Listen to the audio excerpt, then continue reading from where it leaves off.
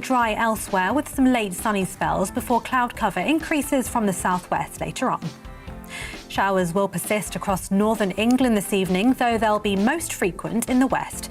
Drier with clear spells in the east, and it will be cool in sheltered areas here. Blustery showers will continue across Scotland throughout the evening, but they'll be heaviest and most frequent in the west. Further east, it will be a drier evening with some clear spells. Showers will continue across Northern Ireland, though, and will start to fade through the evening, with some late sunshine possible. Breezy at first, the winds will slowly become lighter. Showers will be focused across western Scotland by tomorrow morning, cloudy in the far south of England with outbreaks of rain. And that's how the weather is shaping up overnight into tomorrow morning.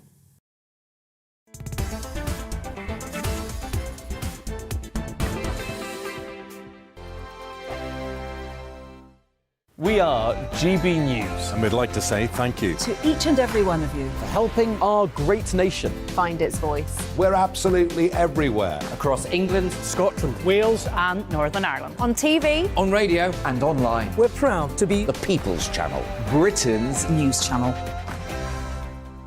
On the Mark Steyn Show, we cover the stories a lot of people are scared even to mention. The stuff that really matters with some of the world's biggest thinkers. Now is his opportunity to kind of take the steering wheel of history. Break away from the flop at 8 o'clock on GB News with the Mark Steyn Show.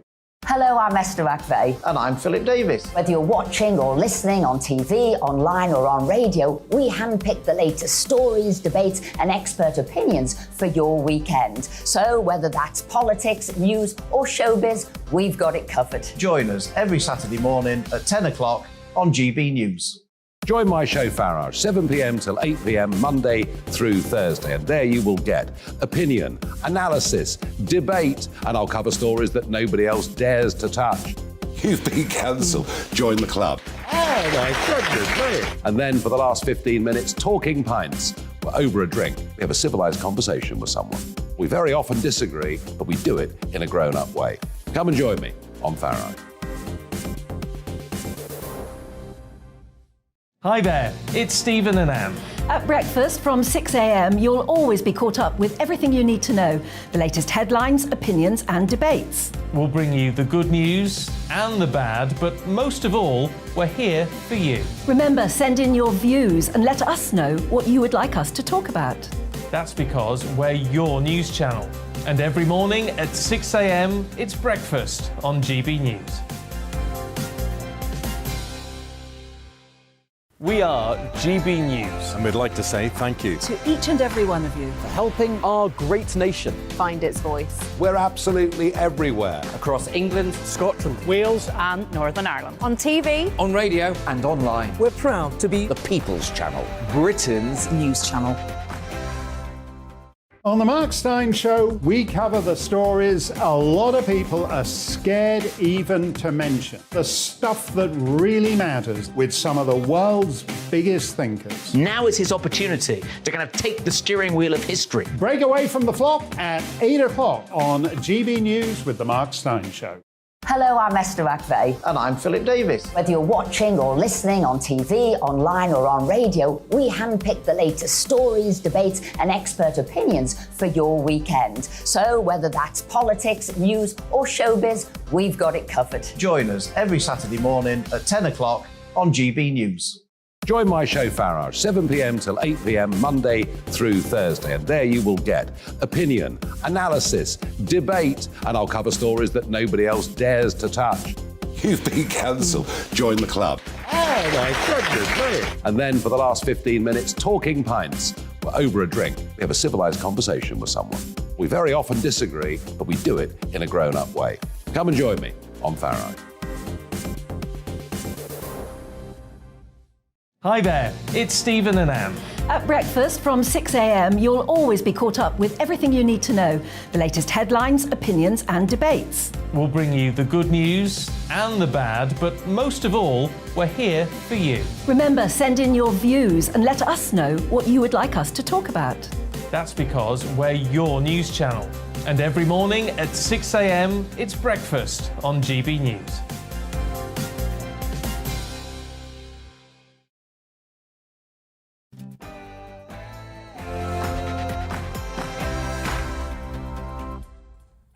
Good evening. I know you were expecting to see someone else here presenting this evening, but due to circumstances beyond our control and his control, Neil Oliver could not make it tonight. I think he's stuck in Stirling or somewhere in Scotland at least. So welcome along to Neil Oliver Live tonight with me, Emily Carver, and Neil Oliver as well. Good evening, Neil. I hear you had quite a day yesterday.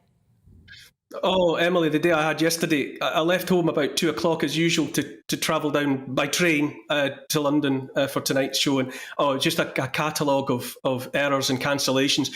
I was more, 5-6 hours in Edinburgh Waverley railway station, cancelled trains one after another, no possibility of booking flights, all the planes were sold out. It was just one of those days. And eventually I had to just accept defeat and come back home, and here I am, ready to talk to you and all the guests from my home in Stirling. Yes.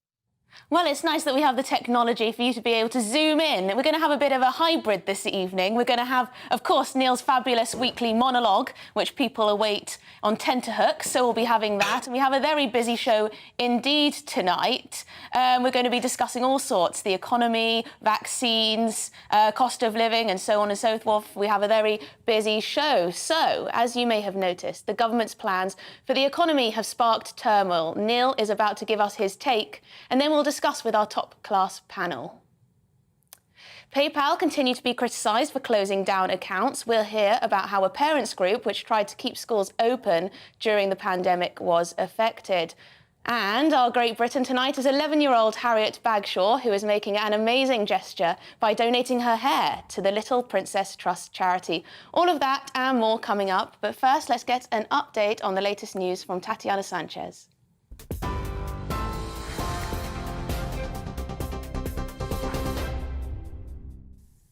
Thank you, Emily. This is the latest from the GB newsroom. Rail travellers have experienced widespread disruption across large parts of the UK today as train drivers stage a 24-hour strike in a dispute over pay, jobs and conditions. Members of the ASLEF, RMT and TSSA unions have walked out, leaving only 11% of trains running. Network Rail has urged people to only travel if necessary. The strikes are set to cause major disruption to thousands of people planning to take part in the London Marathon tomorrow.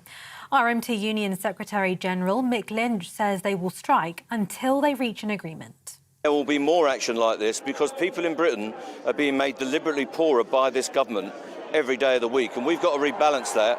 This is part of that campaign.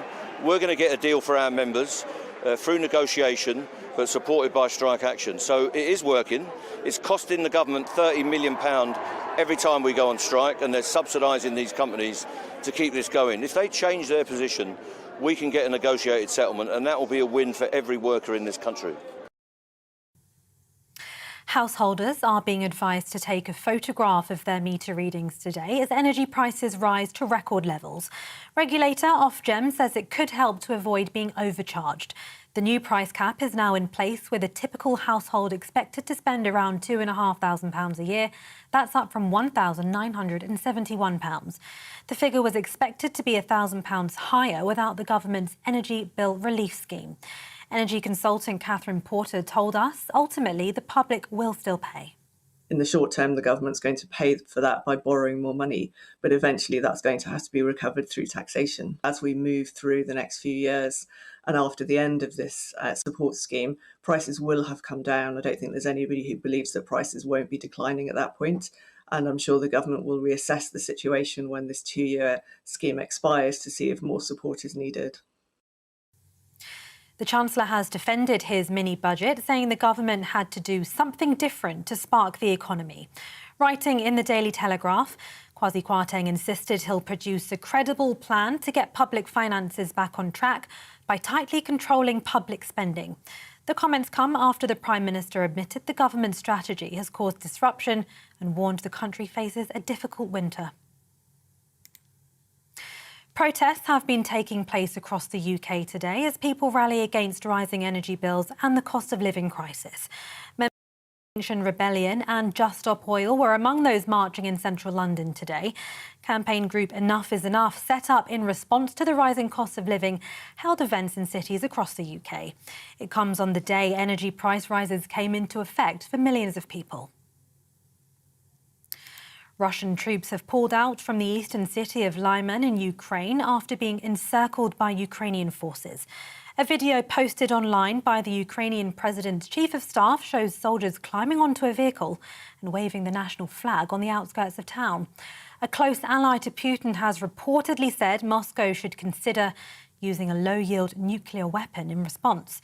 It comes as Russia has vetoed a United Nations resolution condemning Moscow's illegal annexation of 4 areas of Ukraine. Prime Minister Liz Truss has met her Danish counterpart today to discuss what they say is a so-called sabotage to the Nord Stream gas pipelines.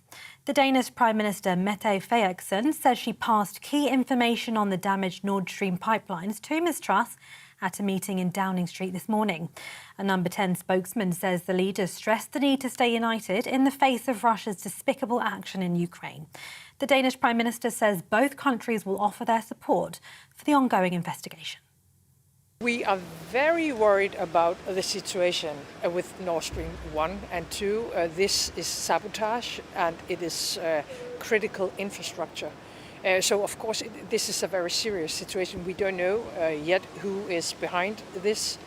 And we just decided yesterday to have a very strong cooperation between Germany and Sweden and Denmark when it comes to investigate what has actually happened.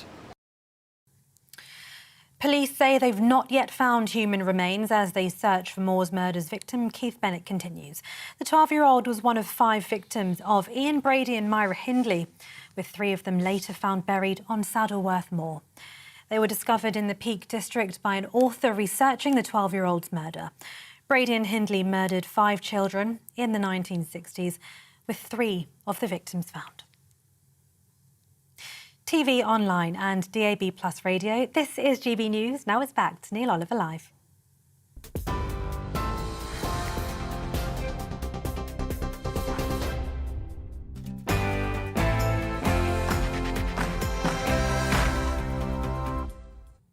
Thank you, Tatiana. OK, so we always start the show with Neil's monologue, and there is absolutely no reason tonight should be any different. Is Neil there? Yes, he is. Neil, please take it away. Thanks, Emily. I want to tell you a story about money. To be more specific, I want to tell you where money comes from. The truth of which most people are unaware is that money is created out of thin air.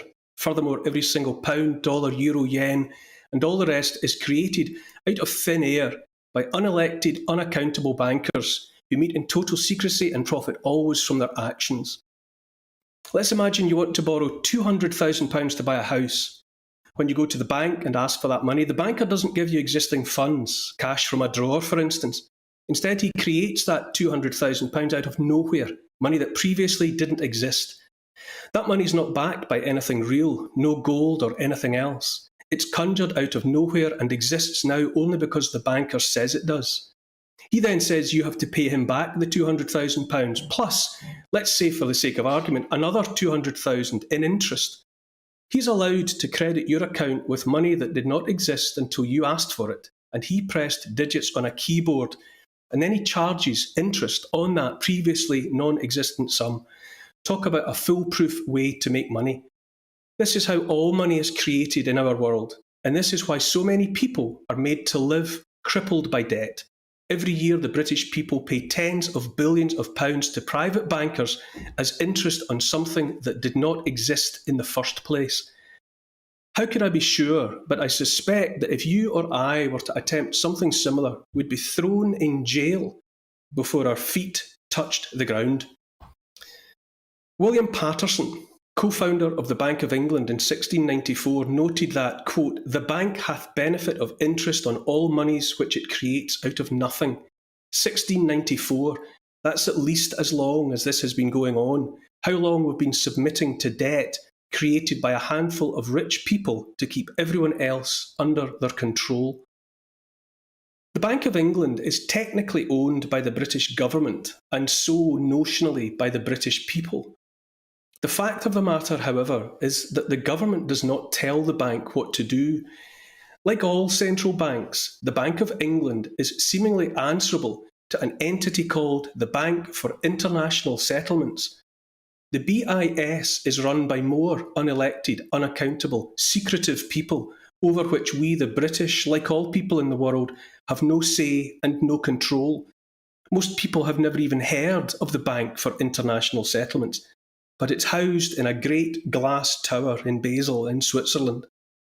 It is the BIS that oversees the making and flow of well over 95% of the world's money supply, via, to name but a few, the Bank of England, the US Federal Reserve, the People's Bank of China, the Central Bank of the Russian Federation, and the European Central Bank.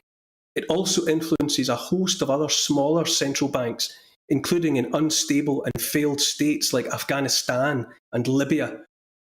We need an honest and open conversation about banks, all banks, and about another way of doing things, a way of potentially freeing the people of the world from the yoke of debt placed across their shoulders by secretive, unaccountable, profiteering private bankers.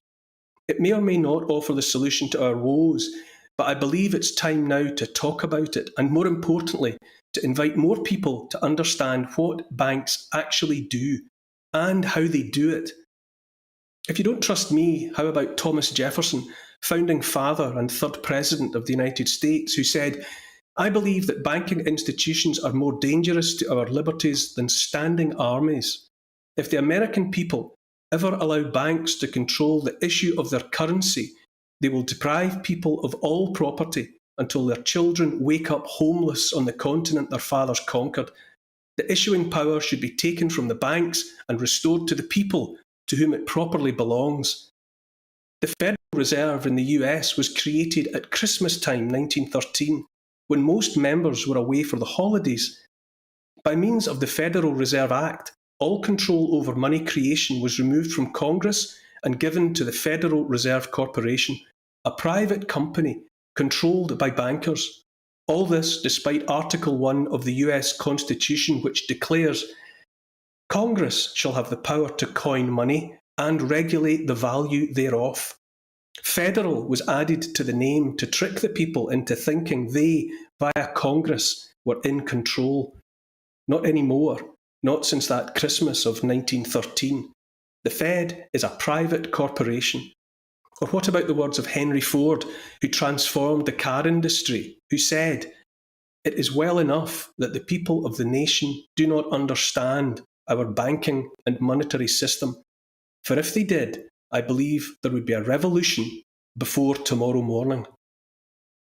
The private bankers would have us believe their way of doing business, of making money, is the only way. So, here, let me tell you an astonishing bit of forgotten history. So forgotten, you'd be forgiven for thinking some people don't want us to remember. Back in August 1914, with the First World War looming, people feared the future. More and more were converting their banknotes, bits of paper, into gold sovereigns and half-sovereigns, as was their right in those days when Britain was on the so-called gold standard. But by 1914, the Bank of England had already been involved in dodgy dealings, creating money out of nothing. And there were far more banknotes in circulation than there was gold in the vaults to honour them. If everyone tried to get their gold out at once, such a run on the bank would have been catastrophic. At a stroke, Britain would have lost its ability to pay for the upcoming war. The bankers ran for help to the government and to the Chancellor, David Lloyd George. The August bank holiday was extended by 3 days. An act was rushed through Parliament, and when the banks reopened, people were offered a new kind of treasury note, issued not by the bank, but by HM Treasury, in lieu of their gold. Since the first batches bore the signature of Sir John Bradbury, the then permanent secretary to the Treasury, the public nicknamed them Bradbury Pounds. Because each was backed by the wealth of the nation, the familiar strapline about a promise to pay the bearer on demand was unnecessary and therefore absent entirely. The people accepted the Bradbury Pounds, trusted them on sight as cash they could see and hold and spend as they liked, with perfect confidence, and the banks were saved from certain collapse. It was sovereign money, underwritten by the wealth of the nation, and perhaps most valuable of all, by the creativity and potential of the people of that nation. Unlike the money created out of nowhere by private bankers, it was interest-free and unburdened by debt. Britons were briefly beyond the clutches of private bankers, but their reprieve didn't last long. Having been spared the consequences of creating money out of nothing, those bankers were soon back at the Treasury door, demanding the state stop issuing debt-free money. The war was up and running, and, as is true of all wars, there was a killing to be made, in among all the killing. The war must be run, those bankers said, only on money borrowed from them and repayable with interest, 3.5% interest as it happened. By the end of the First World War, Britain's national debt had ballooned from £600 million in 1914 to £7 billion. In 1914, remember, a pound was worth £122 in today's money. That's inflation for you. This is no longer the world of 1914. Any solution for 2022 must be made by us, for us, in the world of today. Henry Kissinger said, "Who controls the food supply controls the people. Who controls the energy can control whole continents. Who controls money can control the world." Right now, all around us, the people are being nudged ever closer to digital enslavement by secretive, unaccountable bankers. Right now, control of energy by others we do not know is marching us towards the coldest, hungriest winter many can remember. Right now is the time to take back control of money, its creation, its value and its flow. By so doing, we can begin the task of regaining control of our world.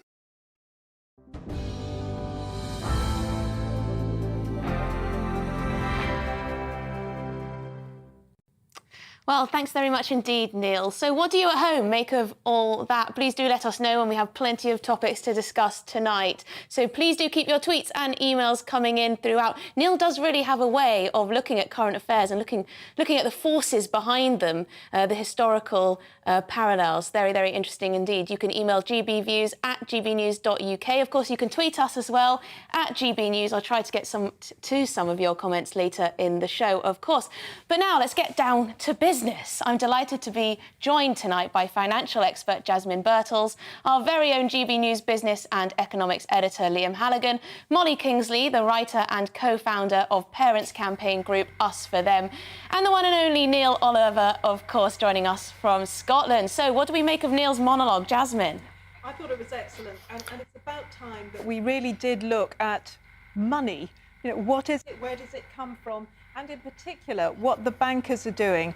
Because I've been saying for a while that the problems that we're dealing with at the moment are very much to be put at the door of bankers and the whole banking system, particularly since 2009, when we started printing insane amounts of money, and then even more insane amounts in 2020, 2021, and into 22. So it's really important that we ask ourselves, what is money? Where does it come from? Who's producing it?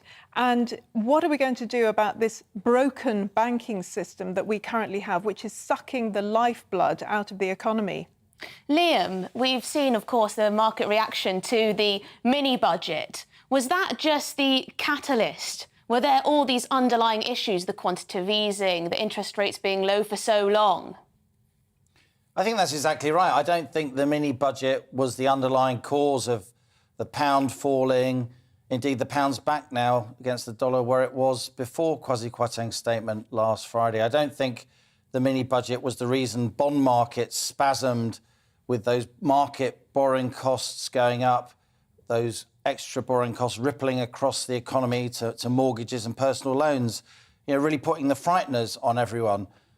It was the spark, I think, Emily, as you say, because it was a mini budget that became very, very politicised. I think the government was tin-eared. It was ill-timed to remove the cap on bankers' bonuses and give a tax break to the top 1.5% of the income pile at a time like this, when, as Neil rightly said, we're facing a very tough winter across many millions of households. The reason the bonds market spasmed and the reason interest rates are going to go up a lot in the coming months and years, I'm afraid, is because we're weaning ourselves, as Jasmine said, off the emergency measures, the ultra-low interest rates, the massive amounts of quantitative easing. You know, we have to call it quantitative easing. It's money creation above and beyond what is justifiable to keep the economy going. Those emergency measures after 2009-10, they became a lifestyle choice because they made lots of already wealthy people even wealthier,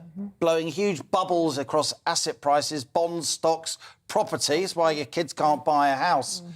And it also, that quantitative easing and ultra-low rates meant governments could borrow very, very cheaply. That's why these excessive measures have hung around for so long. Yeah. Now the bubbles have got so big, interest rates are deeply in negative territory when accounting for inflation. That COVID-era QE, that's been injected directly into the economy. That's why a big reason inflation is so high. And we now need to adjust away from that and wean ourselves off those emergency measures. Liam, that's what we're seeing now. We're seeing the beginning of Liam, that. It's nothing to do with this mini budget. Neil, you like to look Liam, at the big picture when it comes to moments like this. Do you think there's going to be some kind of reset in our standards of living as a result of these changes? You know, we've seen the leap in interest rates that we're probably going to face. I was wanting to ask Liam, actually. I've said on here before that I think it's time to think the unthinkable. I think the debt that's been created by bankers, quadrillions of debt, will simply never be paid. And I wondered, Liam, are we simply at the end of the line? You know, when I say think the unthinkable, have we reached the end of that model of just printing money whenever it's desired? Is it time to think about something else? You know, I queued up sovereign money, for example. Well, your excellent monologue, Neil, and you've got a fantastic way with words. I mean, you know I think that, but so many of our viewers and listeners think that too. But what your monologue described at the beginning, it is the rather alarming system that nerdy economists like me called, are you ready for it? Fractional fiduciary reserve banking. What does that mean? It means that for every pound a bank really owns, it can lend out about 10. So the reserve asset ratio is 10%. That's how they create money. They do literally have a license to create money. But and you need that credit creation rather than exchanging stones or sticks or gold to grow the economy. That is the lubrication that oils the modern economy and has indeed led to huge scientific, commercial progress, and that's how our living standards have improved.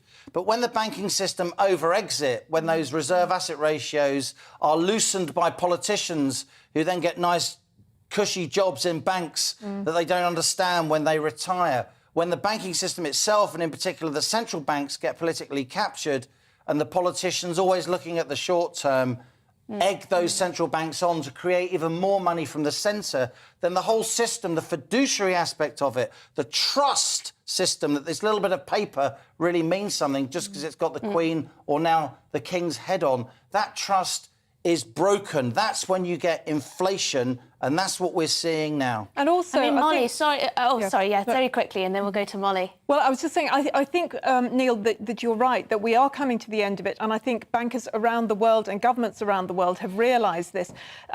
What worries me is that the answer that they seem to have come up with is central bank digital currencies, CBDCs. And this, I think, is the worst of all possible worlds. And, you know, this is something that I'm personally fighting against. And I'm actually going back to cash. I'm fighting for cash in order to keep this. I would prefer that we went to something like a gold standard, you know, something solid, not necessarily a gold standard, but something like that, but definitely not to go into central bank digital currencies. Those are, as far as I'm concerned, the end of everything, the end of freedom, the end of democracy. And Molly, it seems we have been, it's true, it seems we have been lied to by, well, the government, political elite, that we can continue to just borrow our way out of any crisis, any external shock, and that we'll all be fine. Are we now learning that we can't do that? Well, I mean, it's easy to lie, isn't it? Because what really is happening here and has been, so pronounced, especially in the last 2 years, is we're mortgaging the futures of the younger generation. So, of course, we can borrow a blank cheque, knowing full well that we're not going to be around when the cheque has to be paid back. But actually, if you look at the sums that have been borrowed in the last few years alone, I mean, are we on about 167 billion just for the lockdown year? You've then got 150 billion, is that right, Liam? I think for the the energy price caps. You've got a 45 billion pound. Could be more, could be less. Who knows? These are staggering sums, and they are going to be casting a shadow over the rest of our children and their grandchildren's lives. But the truth is, the people making those decisions will not be around to have to witness the car crash that they are potentially causing.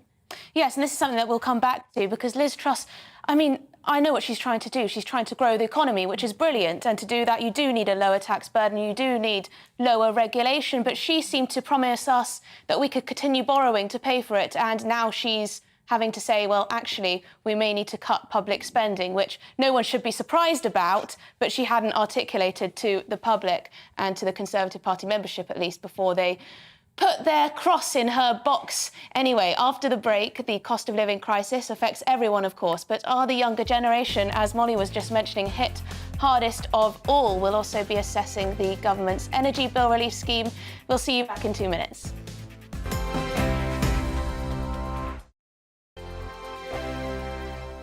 We are GB News. And we'd like to say thank you To each and every one of you. for helping our great nation. Find its voice. We're absolutely everywhere. Across England, Scotland, Wales and Northern Ireland. On TV, on radio and online. We're proud to be the People's Channel, Britain's news channel. On the Mark Steyn Show, we cover the stories a lot of people are scared even to mention. The stuff that really matters with some of the world's biggest thinkers. Now is his opportunity to kind of take the steering wheel of history. Break away from the flop at 8 o'clock on GB News with the Mark Steyn Show.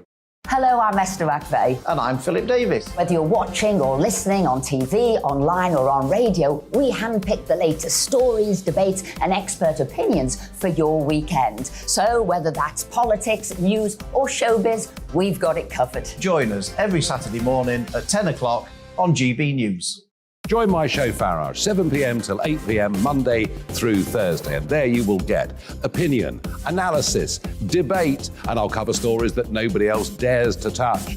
You've been cancelled. Join the club. Oh, my goodness me. And then for the last 15 minutes, talking pints. Over a drink, we have a civilised conversation with someone. We very often disagree, but we do it in a grown-up way. Come and join me on Farage. Hi there, it's Stephen and Anne. At breakfast from 6 a.m, you'll always be caught up with everything you need to know, the latest headlines, opinions and debates. We'll bring you the good news and the bad, but most of all, we're here for you. Remember, send in your views and let us know what you would like us to talk about. That's because we're your news channel. And every morning at 6 a.m, it's breakfast on GB News.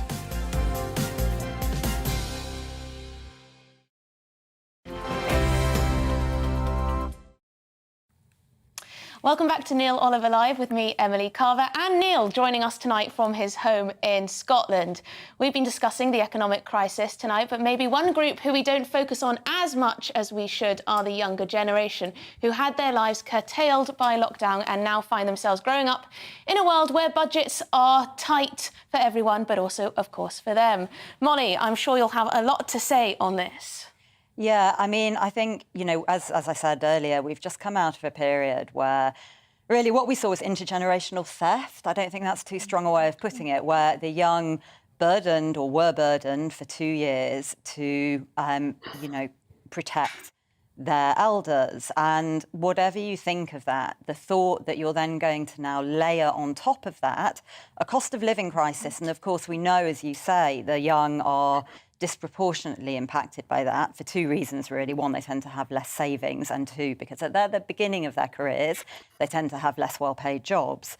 So they are looking at this double whammy, really, of pain. And it's not just money, it's about life opportunities and life experiences. So, you know, when you don't have money, you don't have anywhere to live, you can't socialise, you can't make friends. And obviously we've seen, particularly for students have just come out of 2 years of having this really radically curtailed life.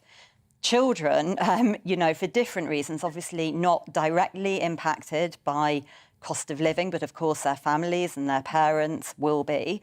And children and their education have been, you know, chronically underinvested for decades, really, but particularly these last 2 years. And of course, money that might otherwise have been available to help children recover and to help them flourish, to help even our youngest children, you know, with early language intervention and essential things like this in light of the pandemic, that money is now not there, and it has now been pulled to other areas. And once again, it is the children and the young people who are the perennial losers.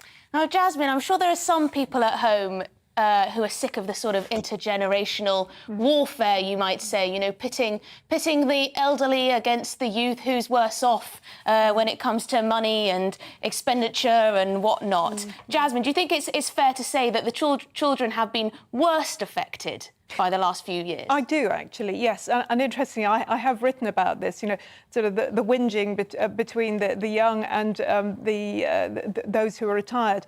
And, you know, there's obviously there are arguments on both sides, but putting it all together, yes, I would say that the young particularly, especially now, as Molly said, you know, after the lockdowns and the wickedness, frankly, that was imposed on many young people, children particularly.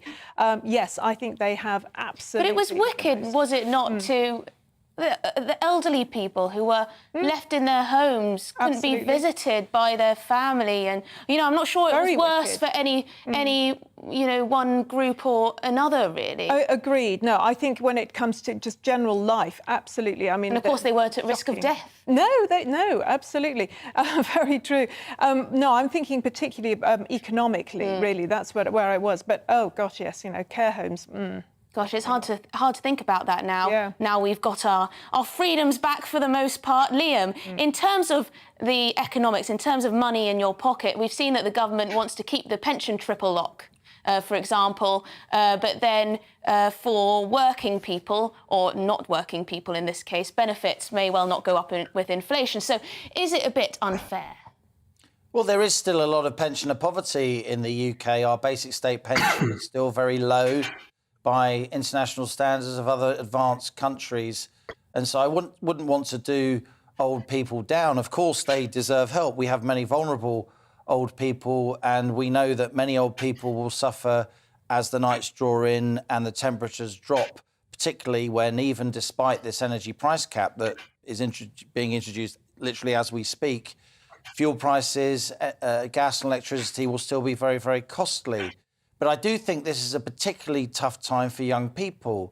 Molly Kingsley and her colleagues at Us For Them deserve huge praise for highlighting again and again the plight of young people during lockdown. During lockdown, those of us who were talking about the collateral damage, those of us who urged our viewers, listeners, readers to consider things like the Great Barrington Declaration, you know, selective shielding of people were pilloried as being completely beyond the pale, and the evidence is now that we were largely right. I've taken a huge interest during my journalistic life in housing because my family's life chances, my father was an immigrant from Ireland, were revolutionised because he, a working class man with his working class wife, could buy a home. That absolutely changed their view of the world, their view of their place in the world. And yet today's young people, even at the ultra-low interest rates we've had, Emily, for the last 10 years, as we were saying before the break, today's young people, whether they're renting or trying to buy, are paying more for their housing costs and are less likely to own their own home, these are 25 to 34-year-olds, than any equivalent cohort since the 1930s. And again, we can put and that's absolutely outrageous. Yeah, and you know, like you were saying, Liam, we can put this again to money printing that has been going on for so long, the just excessive amounts of money that bankers have been able to lend out and, you know, put in their own pockets as well. And that has, you know, and central bankers have created. That's when it really got out of control. Quantitative easing. It was meant to be an emergency measure. The UK's quantitative easing programme began in March 2009 as a 6-month, £50 billion programme to inject liquidity into bombed-out banks who'd taken massive Liam, bets. there are still massive bets in order to prevent the banking system collapsing and civic unrest if people couldn't get their money out of banks. And it's it continued, went on and it's continued. and on from 50 billion. It's now at 895 billion. 13 years later, and counting. There are still economists who will deny that it's had any impact on inflation. Most economists deny that it's had impact. Neil, the entire economic establishment denies it. Let's go to Neil in Scotland. We've got to bring you in on your own show. It is your own show. I'm quite happy. It is your own show. I mean, this is something that you and many presenters here on GB News were talking about when everyone else was silent. The impact of the lockdowns and so on education. Is it that gets you most frustrated, enraged, whatever adjective you want to use? I would say without a doubt that the cohort or the part of the population that's been most affected in negative ways, it's young people. It's teenagers and down who've been hit in every conceivable way. I mean, they weren't at risk from the virus. But the impact on education, on the freedom to socialise, on the landmarks, you know, that should normally punctuate the year, all of that curtailed, loss of access to extended family was shameful and catastrophic. And, you know, absolutely hats off to Molly and her team for continuously keeping that attention there. You know, Big Issue magazine have reported recently that children as young as 14 are pitching in, earning, you know, to help, you know, to help the family income. You know, the Royal London Insurance has said that children as young as 10 are saying that one of the top 5 challenges they'll face in the coming year is financial pressure. 10-year-olds thinking and articulating thoughts like that. The Joseph Rowntree Foundation has said that people on low incomes, half of them are already skipping the purchase of an essential item or not buying and consuming food because of the situation in which they already find themselves. And it's only just October. You know, so thank goodness for people like Molly, you know, for keeping the attention there.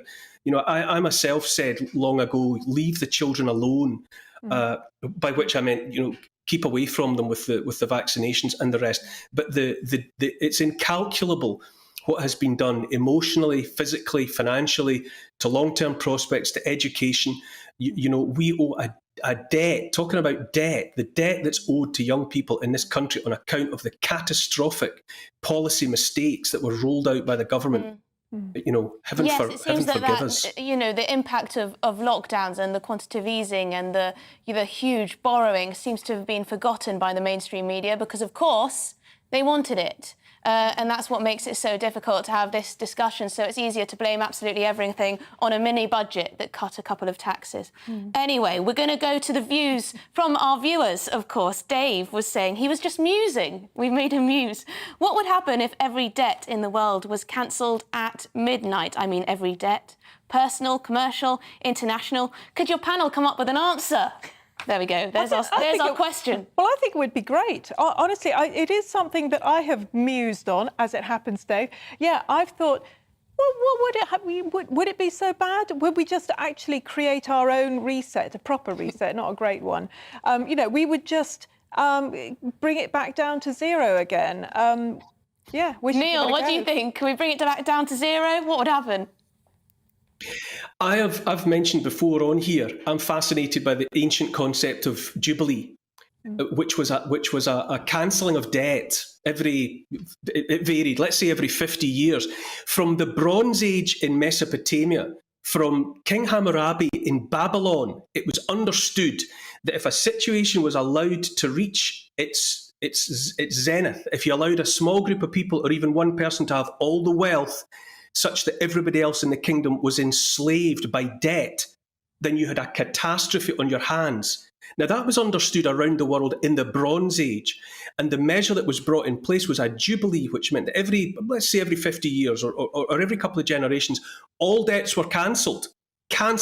All the people who had been enslaved on account of being indebted to somebody rich, they were freed and sent home. It was like the end of a game of Monopoly. When the money went back in and everyone started again. The whole process started again. Now, if we understood 4,000 years ago the catastrophe that would ensue if all the wealth was hoovered up by a tiny minority of people, if we understood it then, that we have forgotten it now, really says something about the depth of the hole we've got ourselves into. I call Jubilee. I say cancel the debt. I'd rather like my student loan to be written off, that's for sure. I'm still paying it off. Can I just be a bit... So many years later. Very quickly, Liam. Can I just be a bit boring about this? In terms of grotesque inequality and, debt bondage, of course it makes sense. It's fantastic that eventually a lot of Western countries cancelled debts on less developed countries in some of the poorest parts of the world, particularly during the 80s and the 90s. But the thing about debt is the flip side of debt is credit. And if there was no credit in the world, there'd be no investment. And if there was no investment, there would be no progress. If you instantly cancelled all the debt, you would have mass conflict as stronger people basically tried to take physical objects off weaker people. It would be complete carnage. The danger is that you get into too much debt and the income inequality is too great. I think we are, Neil, rapidly approaching that point. But if you think of a world where all debt is just suddenly scrapped, no one will be able to invest. It'll be very, very difficult to actually make, in the end, the human progress that we've made over the last 500 or 1,000 years, which has been largely based on financial innovation and the extension of credit. It's boring, but I'm afraid it's true. Yes, we need credit. And unfortunately, we get debt as a result. I think that was a nice answer for Dave. Anyway, we have to move on from this discussion. Dave did well. After the break, PayPal continued to be criticised for closing accounts. And one of the latest to be affected was Molly's Us For Them children's charity. That's coming up in a couple of minutes.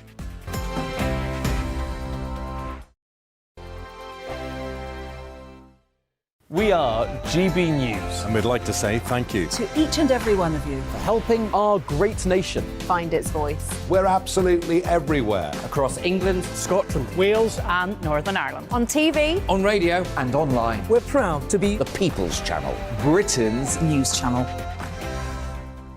On the Mark Steyn Show, we cover the stories a lot of people are scared even to mention. The stuff that really matters with some of the world's biggest thinkers. Now is his opportunity to kind of take the steering wheel of history. Break away from the flop at 8 o'clock on GB News with the Mark Steyn Show.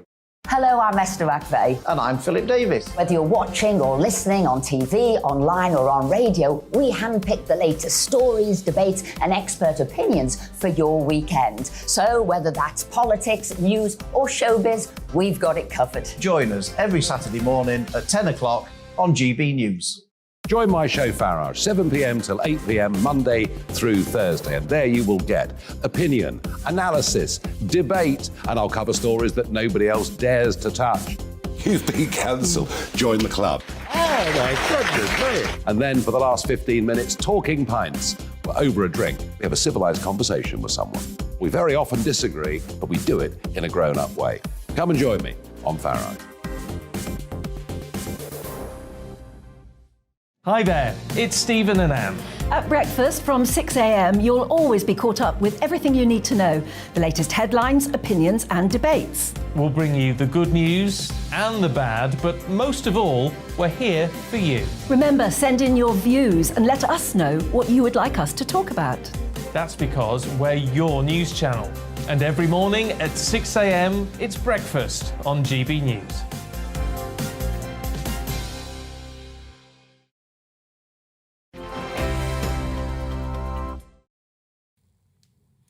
Online payments firm PayPal has been in the news lately for closing various accounts, including that of the Free Speech Union and the website The Daily Skeptic. Among the companies affected is Molly Kingsley's charity, Us For Them. I believe the account has now been reinstated.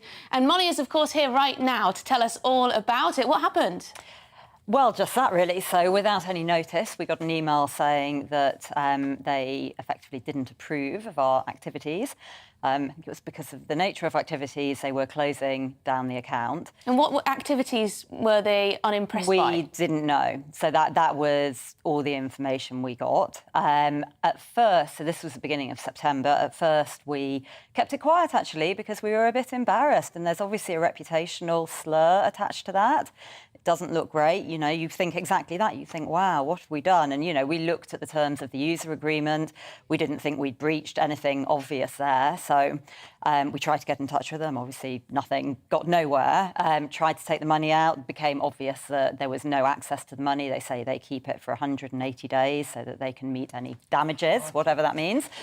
And then, obviously, over the last couple of weeks, it became obvious that it wasn't just us, that it was, you know, a number of high-profile campaigning and journalistic groups. And that was the point at which we felt we had to go public, because actually, you know, what one assumes this was about was, you know, politically orchestrated assassinations or attempted assassinations. What political points that you were making do you think that they were, well, not happy with? Trying to suppress? Yeah, I mean, we've been a relatively controversial campaign group from the day we set up because, and, you know, it's something actually that I think we're very proud of. We have been quite heretical in our views. We have argued against various orthodoxies. So we set up the campaign to fight school closures.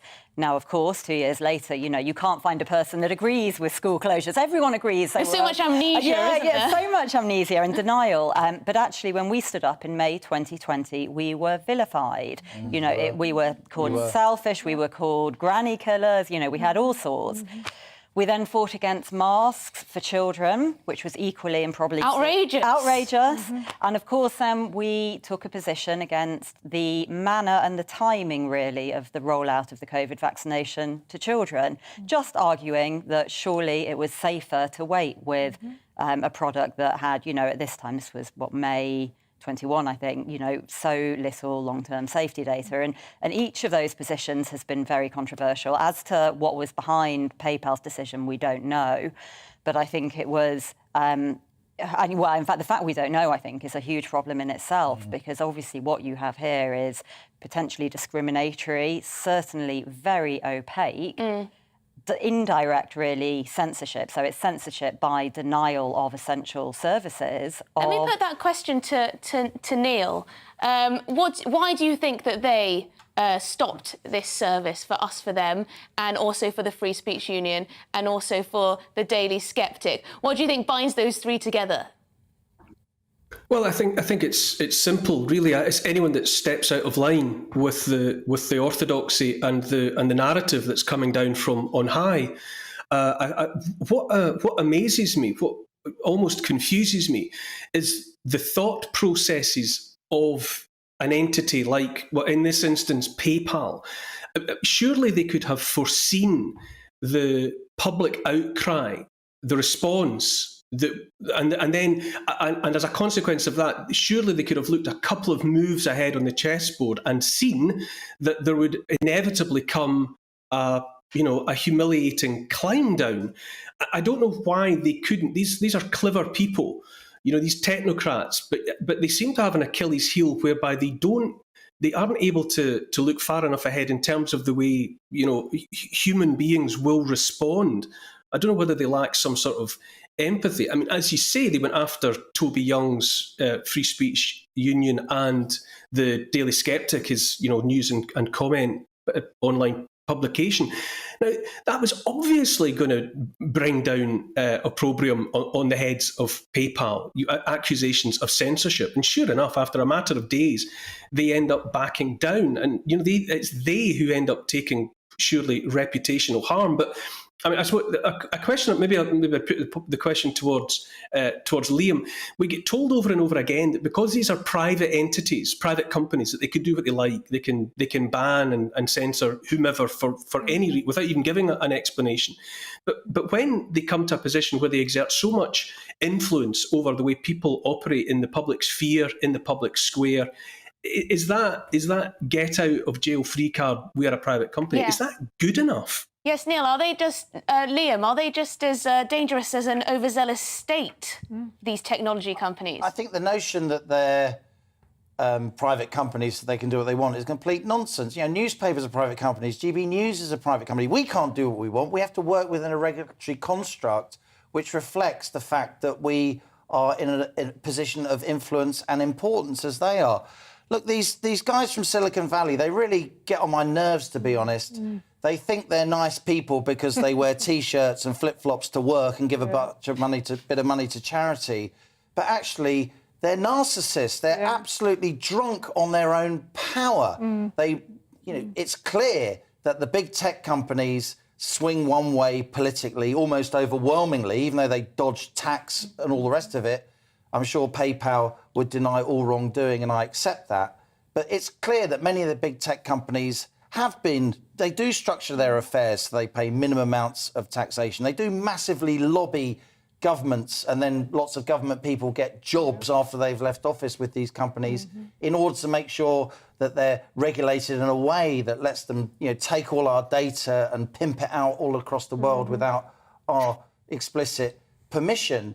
And they're far too powerful in many ways. And look, Molly Kingsley's charity was making points that the whole world is now making. It's just they were brave enough and smart enough to be making them before. We've got a public inquiry coming up into COVID. Still, the government seems reluctant to assess during that public inquiry the impact on children. And it's what people like Molly were doing that's keeping the pressure on them. And who can possibly disagree with that? It's about time that politicians across the world, not least here in the UK, stood up to the tech giants. Less about campaign donations and cushy jobs for you and your advisors when you've left office. More about regulating properly and even breaking up. But I'm not sure These guys are the massive oil companies were at the beginning of the 20th century. They needed to be but I'm up. not sure if the government will do a good job of that either. Well, if you don't trust the tech giants, you won't trust the government being in control of the tech giants either. Anyway, we must... Sorry, Molly, we must move on because we've got a lot to fill in. We've got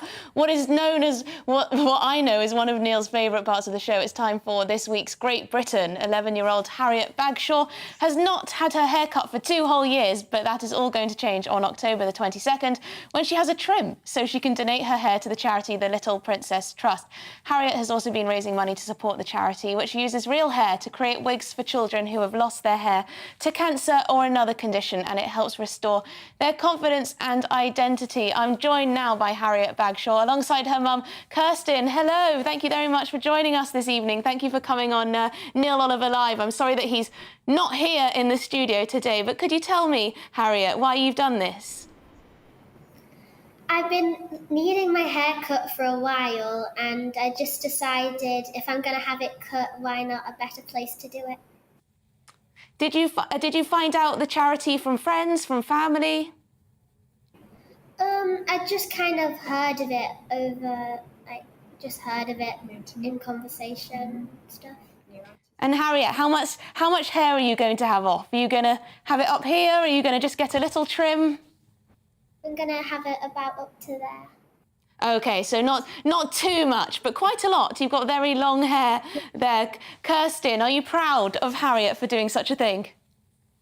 Yes, we measured it today and it works out nearly 18 inches are coming off. So it is quite a lot, really. That is a lot. For a minimum of 9 inches. So I think we're going to do really well, really. And so the hair, will it be donated? Is it donated to someone who's suffered hair loss as a result of their condition or something like that? It can be for cancer, it could be for alopecia. The children's charity raises money towards treatments and research, and also the cost of making the wig and fitting it. It costs about £550 to make and provide one wig. So we're doing our best to raise as much money in the process, and at the moment we're nearly at £2,000. Yeah, so you're not only Harriet, you're not only just donating the hair, but you're also raising lots of money. How can people donate to the charity?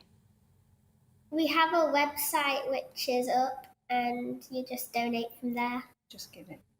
Is it a Just Giving page? Is that? Yeah. Oh, fantastic. Well, you've already raised £2,000. That's a huge amount of money to raise for a charity. I hope you can make more from coming on the television like this. Neil's going to come and say hello as well. He's also live from Scotland. Here he is. Hello, Harriet and Kirsten. It's lovely. This is always a favourite part of the show for me. I love it that we're able to leaven the mood of the whole, what is often quite heavy-hitting current affairs with people doing something so positive. And that you, Harriet, have decided to do this, I think it's uplifting. My daughter, she's 19 now, Evie, and when she was maybe a little bit older than you, she and her friends did the same thing. My daughter, she had hair down to her waist, maybe even a little bit longer, and she got it cut just in the way that you're describing. I don't know if it was the Little Princess Trust, but it was obviously a charity that was doing something similar. It was providing, wigs for people who lost their hair for whatever reason. So it's something that I think is, everyone, women in particular, perhaps value their hair so much, and to do something like this is a real act of genuine charity. So well done, and Harriet, do you think Neil should take some scissors to his hair? He's got quite a lot, doesn't he? Yeah. He probably doesn't need it all. Yeah. Beautiful. Oh yes, I do. Oh yes, I do. He could certainly donate some of his hair to this charity. I was just going to ask. Could I just ask, Harriet? Will you grow your hair long again? Will you let it all, grow down to your waist again? Maybe not as long as it is, but it's not the easiest at this length at all for her or for me. No, indeed. Yeah, it's easier, shorter, I imagine. You'll probably get used to it and not want it so long in the future. Mine certainly needs a cut. Perhaps I could donate some too. What would you like to say to those people sitting at home who might like to donate? If you've got enough hair, then donate and just try help the charity and the people who can't. Some of Harriet's friends have even donated their pocket money, which has been a lovely thing. And just like to say thank you to all friends, family, work colleagues that have all donated. It's all adding up and it's brilliant. Thank you very much. Thank you very much to both of you. That's Harriet Bagshaw and her mother, Kirsten. We'll reflect on that with the panel. Thank you very much for joining us. Isn't that a lovely thing to do, panel? It is. And actually, it made me think about an article we've got on Money Magpie on how to sell your hair, because it is something that people do a lot.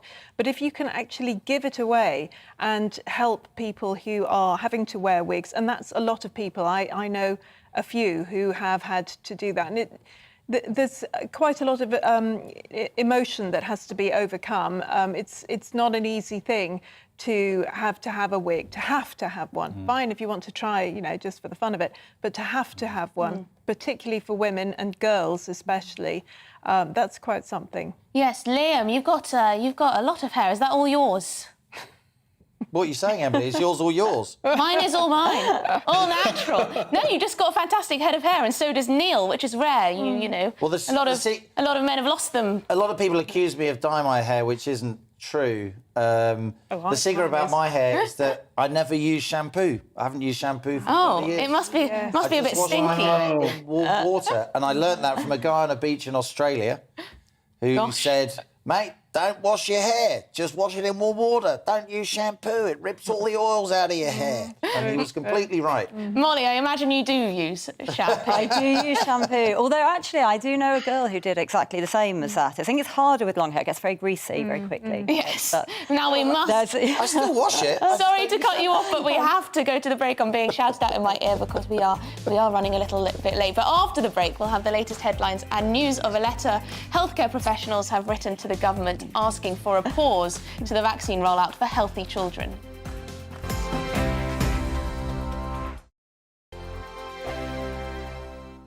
We are GB News. And we'd like to say thank you To each and every one of you For helping our great nation Find its voice. We're absolutely everywhere. across England, Scotland, Wales and Northern Ireland. On TV, on radio and online. we're proud to be The People's Channel, Britain's news channel.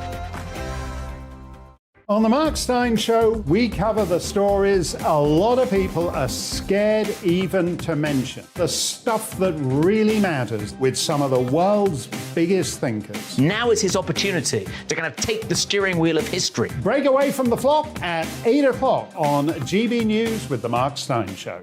Hello, I'm Esther McVeigh. And I'm Philip Davis. Whether you're watching or listening on TV, online or on radio, we handpick the latest stories, debates and expert opinions for your weekend. So whether that's politics, news or showbiz, we've got it covered. Join us every Saturday morning at 10 o'clock on GB News.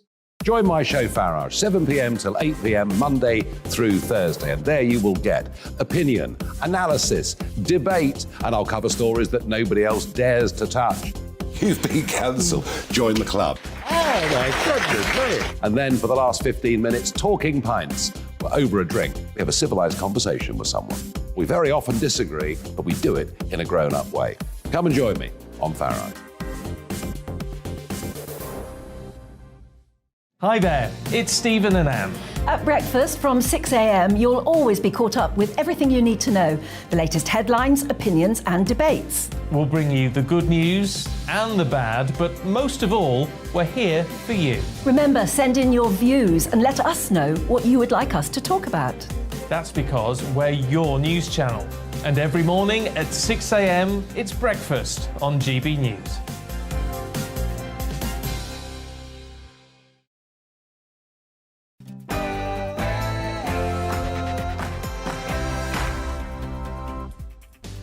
Welcome back. In the second hour of the programme tonight, healthcare professionals have written to Prime Minister Liz Truss urging her to pause the vaccine rollout to healthy children. Two of them will be joining us this evening.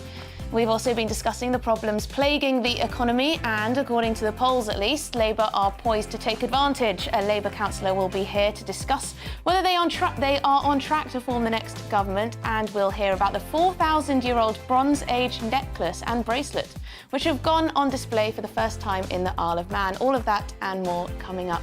But first, an update on the latest news from Tatiana Sanchez.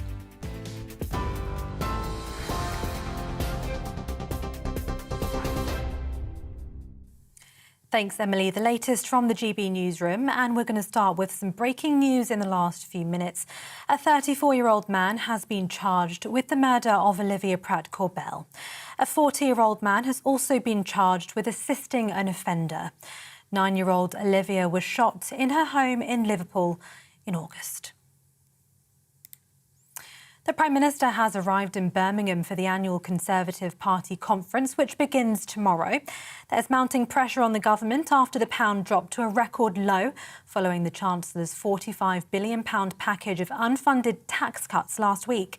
The Chancellor defended his mini-budget, saying the government had to do something different to spark the economy.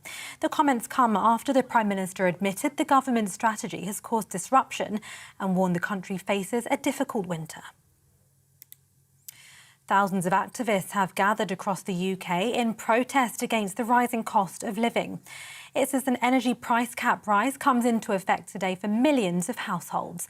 The new price cap is now in place, with a typical household expected to spend around £2,500 a year. That's up from £1,971.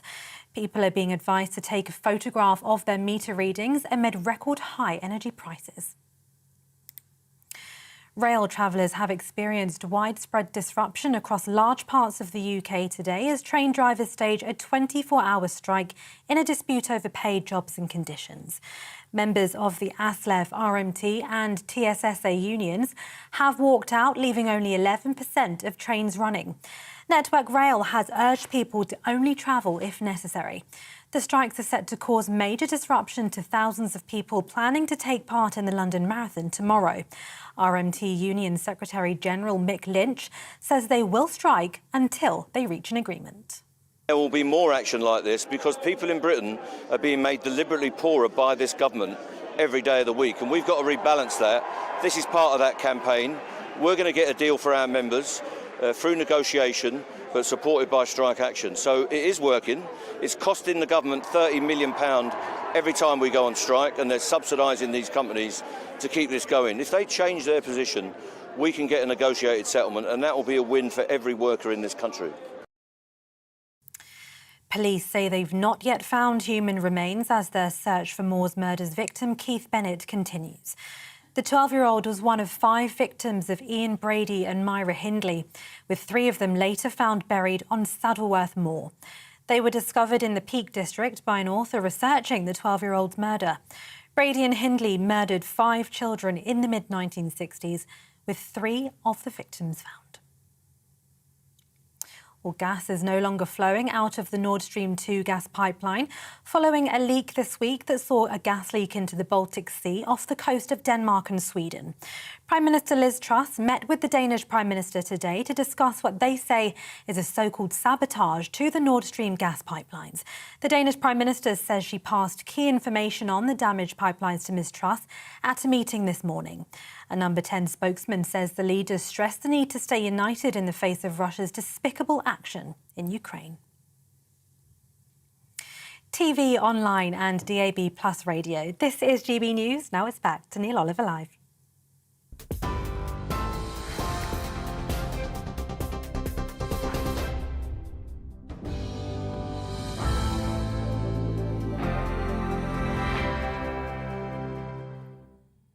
Welcome back to Neil Oliver Live with me, Emily Carver. Neil is, of course, also joining throughout the show to give his pearls of wisdom, although he is stuck, sadly, very sadly, in Scotland. Now, lots of you have been emailing in with your views, so let's have a look at them. Now, a lot of people, it seems, have got a little bit annoyed about the discussion we were just having about how young people have been impacted by the current financial turmoil and, of course, the lockdowns and so on and so forth. It seems a lot of people think that young people are constantly whining. Noreen says, I'm heartily sick of all the whining young people. They are the most privileged generation we have ever had. Do they ever think of the post-war generation who had no education, no chance of going to university, no gap years, no houses, no holidays, no car, no food? Rationing didn't end until 1957. You know, I think there's some fair points there, to be honest. I do think that there is often quite a lot of moaning from some sections, but I think it's hard not to agree that things have been particularly difficult for young people at the moment, not least because of the price of housing. But of course, things could always be worse. Let's hope they don't get worse. And John says, the passing of debt onto future generations has occurred for years. The cost of ending slavery, the cost of World War I and World War II has only recently been paid off by the future generation. This is no different, albeit not right. You know, I always like to speak to older people when I'm feeling caught up in all the social media hysteria about everything, and they remind me, we've seen this all before. Nothing is that different than things that have happened in the past. We will overcome them. We will move on. Everything will sort itself in the end. I try not to be too gloomy, but it's hard when social media is absolutely hysterical, and so much of our mainstream media as well. It's nice to get some balance from our elders, at least for me anyway.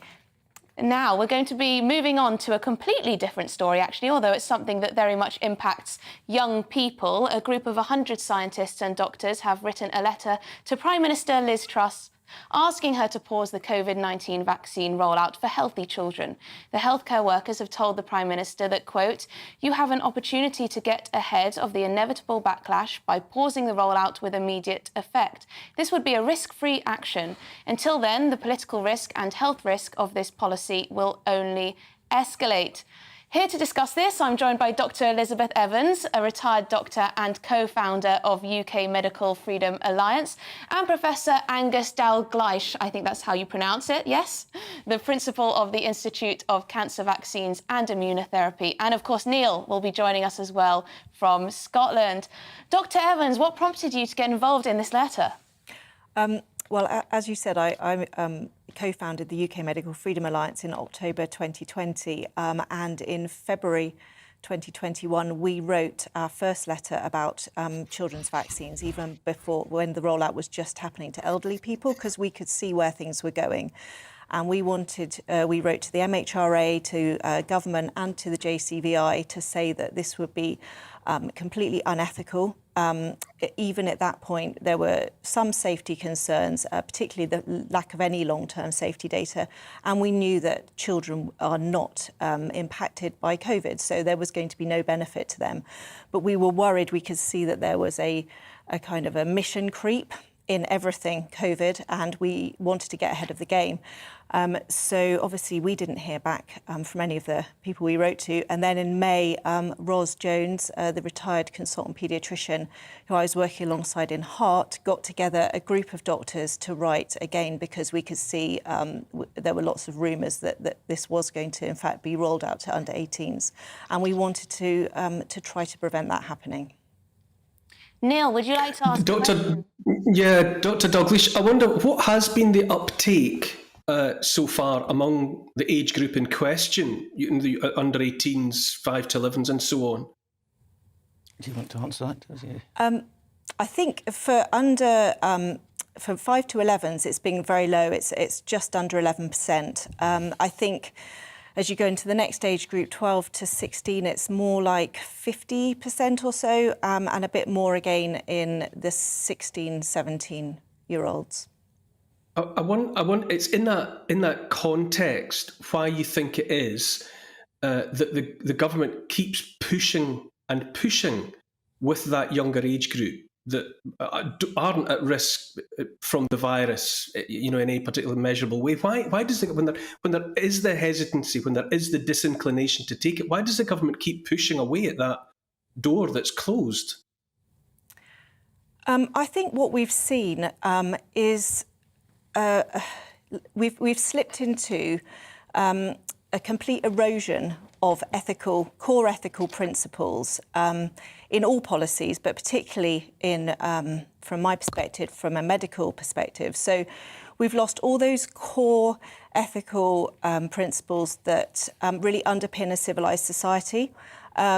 So, we had safety signals, we now have blaring sirens, but nobody seems to be taking any notice of it. The way that these products have been marketed to the general public has been it's very facetious, it's very superficial, it's been, there's been coercion, there's been a complete underplaying of any risks, a complete overplaying of any benefits, which means that any sort of concept of informed consent, people being able to give informed consent, has been lost. I'm not sure anybody has given fully informed consent to these. I've been very interested by what, for example, Professor Matthias Desmond at Ghent University has had to say about this idea of a mass formation psychosis, where he says where he argues, amongst other things, that the more absurd the orthodoxy becomes, the more determined some people are to maintain it. You might expect it to go the other way, but in fact, the more absurd it becomes, the more determined are its defenders. And I just wonder sometimes if, I don't know, MPs and the scientific experts are as susceptible to mass formation psychosis as anybody else.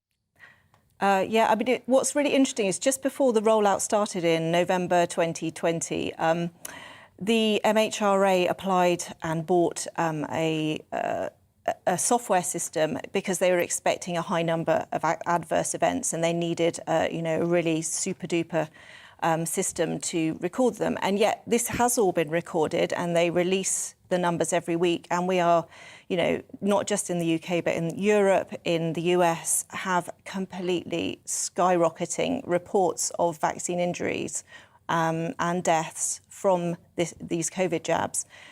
And yet nobody is doing anything about it. So it's like the evidence is there and nobody is responding in a normal way that would have happened years ago. What do you think, Angus?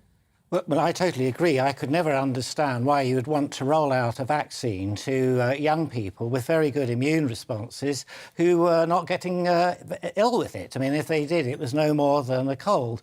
And it seemed to be really bizarre that when pushed, they said, we must do this in order to protect other people. But you don't give vaccines to protect other people. And I do believe that, the majority felt like that, but they were overruled and said, no, we must push it into the children just to be safe, as it were. But they were perfectly safe without having the vaccine. Now, why did I get interested and involved in this? One of the reasons, right at the beginning, I was involved with trying to design perhaps a very good vaccine, because we saw the potential for side effects from using the spike protein. Now, everybody who's made a vaccine has used the whole spike protein, but it contains a large percentage of proteins coded for it that are very similar to our own. So the chances of having side effects were extremely high, but these were completely, utterly ignored.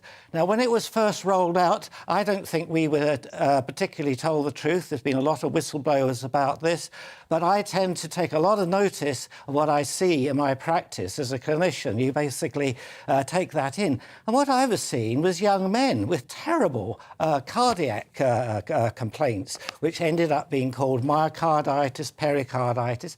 But their lives were ruined by having a vaccine they clearly did not need. May I just cut in there, just to give some balance? Because a lot of people sitting at home will say, yes, the vaccine clearly isn't necessary for young children to take, because, as you say, they've got a good immune system and they're not at risk of death or any harm, really, from this particular virus. But is it actively going to harm them? Is it actively going to harm children to take such a vaccine? Because it seems it should be perhaps a choice for the parents.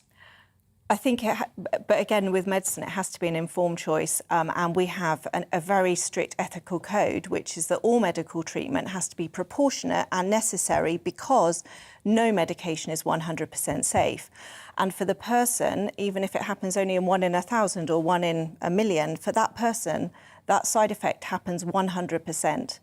So, you know, for them, it doesn't matter that it's rare. And if you've got no benefit and the risks to that person outweigh the benefit, then it is not appropriate to give a medication. And I think, you know, the Hippocratic Oath is what we have to come back to. First, do no harm. And that is what doctors are instructed to do. So it can't just be up to the parent, in the sense that we shouldn't be offering something to a group where the risks outweigh the benefits. If I could just comment on that, it was calculated that you'd have to give 1 million vaccines to children to prevent one of them going to hospital. I mean, what kind of odds is that when you don't know what the side effect profile is going to be in those children? And we do know that there are a lot of reports of adverse events in children, and even in young adults too. So I think that that's why it has to be reassessed properly, and all the side effects taken into serious consideration, because I think what is out there at the moment, there's been some very good papers published recently. There was a big review of COVID-19 vaccinations in an Australian group who've just published, and they come to the conclusion that at the end of the day, it is not justifiable or worth it on a risk-balance ratio from the side effects that they collected, and they've collected pages and pages. And then we've had our own Dr. Maltruta, Asim Maltruta, a cardiologist, write in an insulin journal, interestingly, about the side effects of the vaccine, which he promoted earlier on. He was the first, go out and get it. Now he's completely changed his mind, because he says the side effects he's seen, and it is the cardiologists that have seen most of them, do not justify continuing it. Does it raise the spectre of legal action? You know, as you say, Dr. Evans, you mentioned the Hippocratic Oath, and where it would appear now that the risk to children is just it's so immeasurably small, vanishingly small, that by putting that procedure into those people who are at no risk from the virus, when we now know that there are measurable risks from the products that are going into people's arms, is that not a prima facie breach of the Hippocratic Oath about first doing no harm? And therefore, are people not putting themselves at risk of a malpractice allegation? Yeah, certainly. I think, you know, if you look back in history, we had the flu vaccine in the last pandemic in 2009, Pandemrix, which caused a number of cases of narcolepsy in children in Europe. There's just over 1,000 cases. You know, eventually that was pulled from market. People now, so what are we now, 10, 15 years later, are still, trying to get payouts. I mean, these legal processes take so long. There is a scheme, a compensation scheme that the government run for people who are injured, but it's £120,000. You have to prove yourself to be 60% disabled, and there's a really long and arduous process to get any sort of compensation at all. So certainly in the future there could be legal cases, but at the moment I would hope that doctors would start to return to this, to patient-centred medicine, get away from this one-size-fits-all and following a protocol and government guidelines. The duty of care of a doctor is to the patient in the room in front of them, and they have to look at that individual patient and the risks and the benefits of the treatment for that patient, and take the patient's wishes into account and be their advocate if they don't want it. So, there's a number of people, adults, who were trying to get exemptions from the vaccine. They didn't want it, and their doctors said they weren't able to do that. That is not the type of medicine that we should be practicing, and that is not ethical. From the beginning, were individual doctors in a position where they could refuse to administer these products? On the basis that their Hippocratic oath, bound them because there wasn't the long-term data, and if they had concerns, could they refuse? Yes, Neil said, were doctors in a position to be able to refuse to give a vaccine? Were they allowed to refuse to give a vaccine if the patient didn't want it?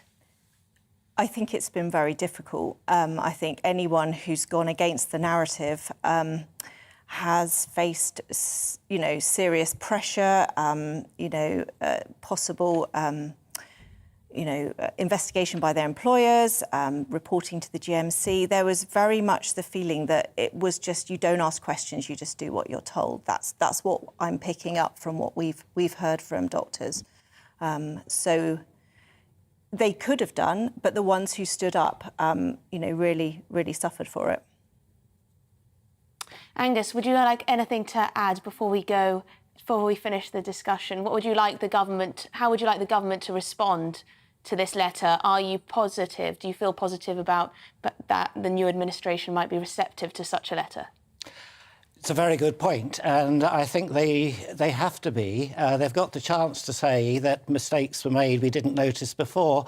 They've got some very good leads. Denmark have banned all the vaccines for people under 18, and then within no time at all it is under 50. And I can see that they're going to get rid of all vaccinations, for COVID vaccinations, for the whole population, and that will include boosters. And that's another thing. It's very hard to justify boosters on the current narrative, yet we keep being told, have another one because it declines, be safe. Well, there's a reason why responses decline, is because they're not needed all the time. Once you have been vaccinated well, you actually automatically make a good response when you're exposed to the agent. You don't have to have booster after booster after booster. And this is what other people are seeing now. And I think our new incoming government and health secretary has a wonderful opportunity to stop the damage being continued to be roller coasted on, which is what I'm fearing and what I'm seeing. I'm hearing people saying, oh, I had the booster, and then, oh, by the way, I had this, that and the other. And they don't seem to realise that the more boosters you have, the more side effects that we're beginning to see. Well, I'm sure for most people who are vulnerable to COVID, the vaccine has helped them and has clearly benefited many people in the world. So I must say that. But that was a fascinating discussion, and I hope that your letter is read by the new Prime Minister, although she's got a huge amount on her plate. I imagine she might have to get one of her officials to reply on her behalf. Anyway, thank you very much. That was Dr. Elizabeth Evans, a retired doctor and co-founder of UK Medical Freedom Alliance, and Professor Angus Dalgleish, the principal of the Institute of Cancer Vaccines and Immunotherapy. And Neil, of course, we'll be saying goodbye to him for a little bit now, because after the break, are Labour about to form the next government? Well, they've got 2 years at least to wait. The polls certainly suggest that that may be the case. We'll have a Labour councillor here to see what she thinks.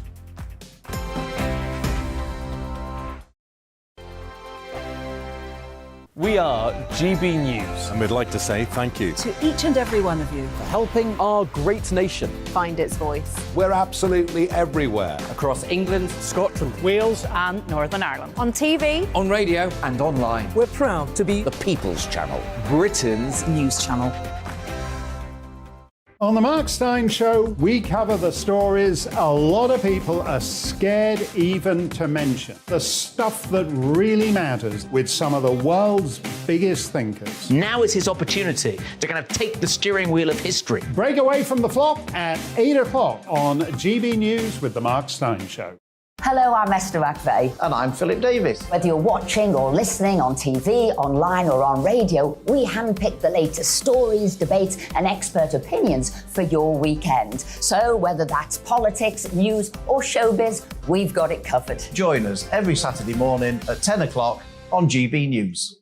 Join my show Farage, 7 p.m. till 8 p.m. Monday through Thursday, and there you will get opinion, analysis, debate, and I'll cover stories that nobody else dares to touch. You've been cancelled. Join the club. Oh my goodness me! And then for the last 15 minutes, talking pints. Over a drink, we have a civilised conversation with someone. We very often disagree, but we do it in a grown-up way. Come and join me on Farage. Hi there, it's Stephen and Anne. At breakfast from 6 a.m, you'll always be caught up with everything you need to know, the latest headlines, opinions and debates. We'll bring you the good news and the bad, but most of all, we're here for you. Remember, send in your views and let us know what you would like us to talk about. That's because we're your news channel. And every morning at 6 a.m, it's breakfast on GB News.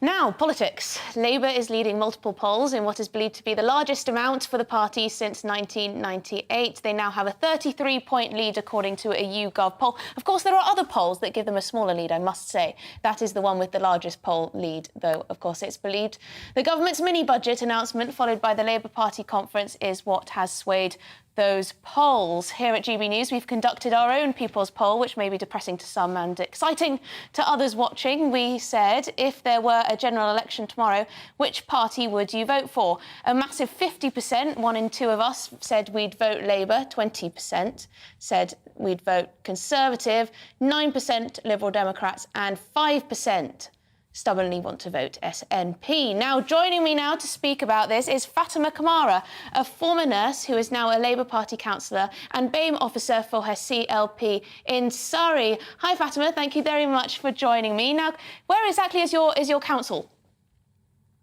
I am in Runnymede and Weybridge in Surrey. OK. Now, do you agree with that poll? Do you have a feeling like the Labour Party has wind beneath its wings and it will soar to victory in 2 years' time? Thank you for inviting me to appear on your show. I am more than positive. It's not about, I think for me, it's not about the positivity. It's actually the message that Keir Starmer delivered at the Labour Party conference, where he was quite specific in terms of our direction of travel, but most importantly, where we need to be as a country. Britain's manufacturing sector is changing beyond recognition. So we need to bring our manufacturing back to the UK in-house to create that social mobility that we so desperately need within the UK. And I think for me, as I've said, it's not about the buzzword, the excitement. The conference itself was super engaging. It was positive. Sir Keir Starmer delivered a very worthy speech, which kind of lays out explicitly the plan for the Labour Party and the Labour Party movement going forward. It just shows, though, doesn't it, how opinions can change so quickly, because, of course, Keir Starmer was not particularly popular among a lot of the Labour membership, at least among activists. They weren't too keen on Keir Starmer after the excitement of the Corbyn era. Do you think that he's been able to mobilise the left of the party and the right of the party now?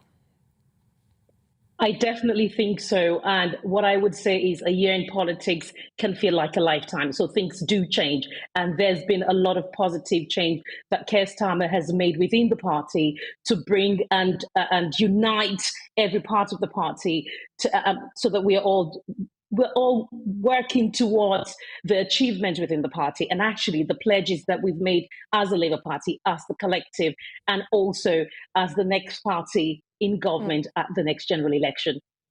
Yeah, I mean, it is true that the Conservatives have had a bit of a shocker the past week. I mean, they announced this mini budget for growth and the financial markets reacted, well, extraordinarily badly. I mean, beyond what anyone could have expected, with our currency down and the Bank of England having to intervene, the IMF having its opinion too. But of course, this is just a moment in time. And I'm sitting here thinking that some people might look a bit silly for saying that Liz Truss has lost the next election already, because of course, when it comes to campaigning at the next election, there may well be a lot of people who will remind voters that Keir Starmer was more than happy to put Jeremy Corbyn in number 10. And of course, he was very toxic to many people in this country. And of course, he also wanted to overturn Brexit. So there's quite a lot to remind people of when it comes to Keir Starmer that might make them not want to vote for him come the next election.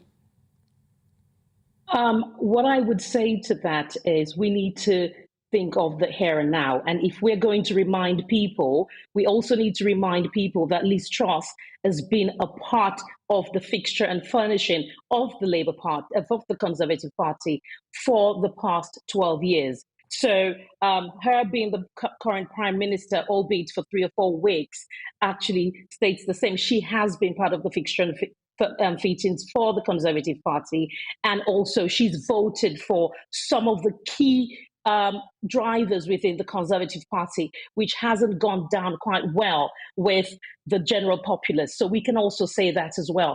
At this point in time, as the Labour Party, Keir Starmer is leading and the party is very clear in terms of what we're going to do. But most importantly, what I would say to this is, with the mini budget, well, so-called mini budget, what that shows is actually lining the pocket of the 1%ers. What about the 99%? As we know in the UK, food banks, we have more food banks than McDonald's. How can that even be in the United Kingdom is beyond words. And this is all through the Conservative Party and what they've stood for and stand for and continue to do for the past 12 years. Well, I must pick you up on that because there are a few untruths there, I would say. I don't think it's fair to say that there was nothing in there for those on low salaries or who aren't in the 1%. Of course, there's an absolutely massive energy bill support package coming through, freezing energy bills. That is going to cost us hundreds of millions of pounds to the Exchequer, to the ordinary taxpayer, to keep those bills down for everyone, including the poorest. Of course, there have been many welfare payments, of course, that have been bumped up over the course of the last few months, and the NI decrease and so on. So whilst they have, of course, cut that 45p rate, there's a lot there for most people too. So I don't think that we should completely mischaracterise it. I must ask you one last question before you go, though. You are a Labour Party councillor and also a BAME officer. Were you very unimpressed, let's say, with Rupa Huq MP's comments at the Labour Party conference that Kwasi Kwarteng was, in her words, superficially black? I would say that as a collective, we need to be mindful, as anyone, individuals, we need to be mindful what we say and what we're representing, because I think anyone within public office, regardless of wherever you're coming from, you need to be mindful what you say in public. But I think also what the action that the party has taken with regards to that, I'm happy with that. But I think it's also a lesson learned for all of us to be mindful that, the United Kingdom, it's very varied in its shades and color of people, and we need to make sure we enhance and we support and we bring everyone together on the table to be able to have the kind of discourse that we want within the party, but also in the general population as well. Yes, it was nice to see after the issues that Labour have faced with anti-Semitism that Keir Starmer was willing to make a decisive decision when it came to Ruba Huq. Thank you very much for joining us on GB News. Thank you very much. That was Fatima Kamara, a former nurse who is now a Labour Party councillor and BAME officer for her CLP in Surrey. So we're going to talk to our panel again. We're going to bring in Neil, of course. Neil, do you think Labour are a shoo-in for the next election, or could things change? Because I'm in this slightly unexpected position of guesting rather than anything else, I think I can air an opinion, really, in a context where I might not otherwise. I really struggle to understand how anyone can summon up any excitement or enthusiasm whatsoever for the prospect of choosing between the blue and the red again. I really find that very difficult. To me, it's just two cheeks of the same bottom, and the British people are being invited to choose between hemorrhoids and an infected ingrowing hair. Should we give Lib Dem a go? Should we give the Lib Dems a go? Why not? Give them a go. But, no, Jasmine, who will you be putting your cross in? Well, I won't ask you that so directly, but do you think Labour have a chance here? They have a chance. I mean, simply because people want to change. And, you know, you come to a point where you think, how many years have we had X? Oh, well, it's time for Y. Are they any good? Don't know. Probably not. But at least it's Y instead of X. And I think we're at that point. There is also a lot of anger. I mean, I would be quite happy with the change. I think it would not only help the country, but it would help the Conservative Party actually just have a little bit of a break, have a rethink, reshuffle, etc. But on the other hand, I'm deeply unimpressed by so much of what Labour has said particularly over the last couple of years. You know, if they had been running things during lockdown, we would still be in lockdown, frankly, I think. So, you know, I'm very much in two minds, and rather like Neil says, you know, it does feel like two cheeks of the same bottom. I would like something completely different. I would like a whole new party. I would like a freedom party. I would like a party that actually gives us what we need as voters, as citizens, and a whole sea change of thought, and maybe a whole sea change of the system, the voting system, the whole political system. I'm not asking a lot, just a complete change of the whole political system. That'd be all right. I'll let Neil come in there. Molly, I would ask you, do you think it makes any difference? You know, you look ahead a couple of years, a Conservative government, a Labour government. Does it really make any difference when, from what I can see, all either of them does is spend other people's money into a vanishingly small point in the future? I think that's exactly right, Neil, and I agree entirely with what Jasmine said. I think what we're looking at here is a failed political class. There's some very good individuals, some very brave individuals, but they are in a staggering minority. And, you know, I'm sure many other voters, feel completely homeless at this point. And, you know, I'm not sure I will vote at all, and I'm sure I'm not alone in that. And I think if there's one silver lining to come out of this really quite awful period, it is that it has brought a lot of different people together. And, you know, let's hope that something new and something altogether braver and that will leave a legacy for our children of which we can be proud comes out of this period, because I don't see it coming from either party, either of the main parties at this point. Liam, do you think the parties both are just out of ideas? You know, looking at the Conservatives at the moment, I would say that Truss and Kwarteng are just out of their depth and showing inexperience, if not, I don't know, ineptitude. But can Labour really offer anything that would pull Britain out of the tailspin? Does it matter? I was a political correspondent back in the 90s based at Westminster when Tony Blair came in. And I noticed then, seeing politics up close and personal, just how many of the politicians, all they'd ever done was politics. People are concerned when politicians spend all this time on other jobs. But I think people should go into politics when they've actually done something in life, be it, you know, as a teacher, as a police officer, a nurse, or in business, to really bring fresh ideas into politics. I do think Labour are on a bit of a roll. As we said at the top of this item, there's a 33-point lead at the moment, which harks back to those Blair years. That same YouGov poll showed just a 17% lead for Labour before the mini-budget. So the Tories' reputation for fiscal and economic competence are certainly taking a battering over the last week. I think I'd say this, Neil. A lot of people are really concerned about the lack of experience of our politicians, and that's why so many people are becoming increasingly apathetic. You know, Molly Kingsley, who's seriously engaged in our public life, spending a lot of her time campaigning, thinking there's no one that she can vote for. What I would say, though, about Labour is they at least are back in the ring. They got a Shadow Chancellor, Rachel Reeves, who passes the boardroom sniff test. She's a credible person. She worked at the Bank of England herself.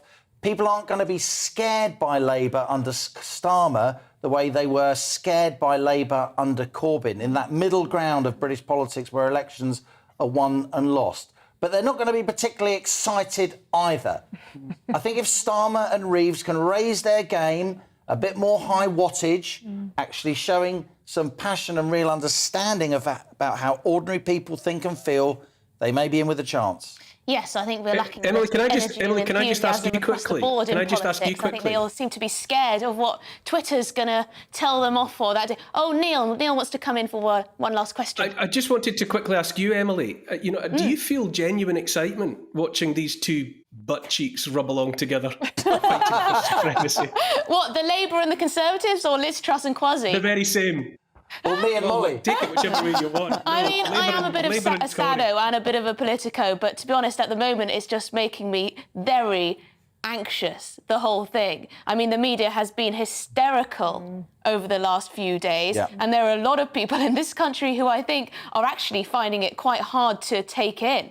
They can't separate truth from untruths and the hyperbole. It seems that every journalist in the land wants to have Keir Starmer in power. I mean, they can't hide it.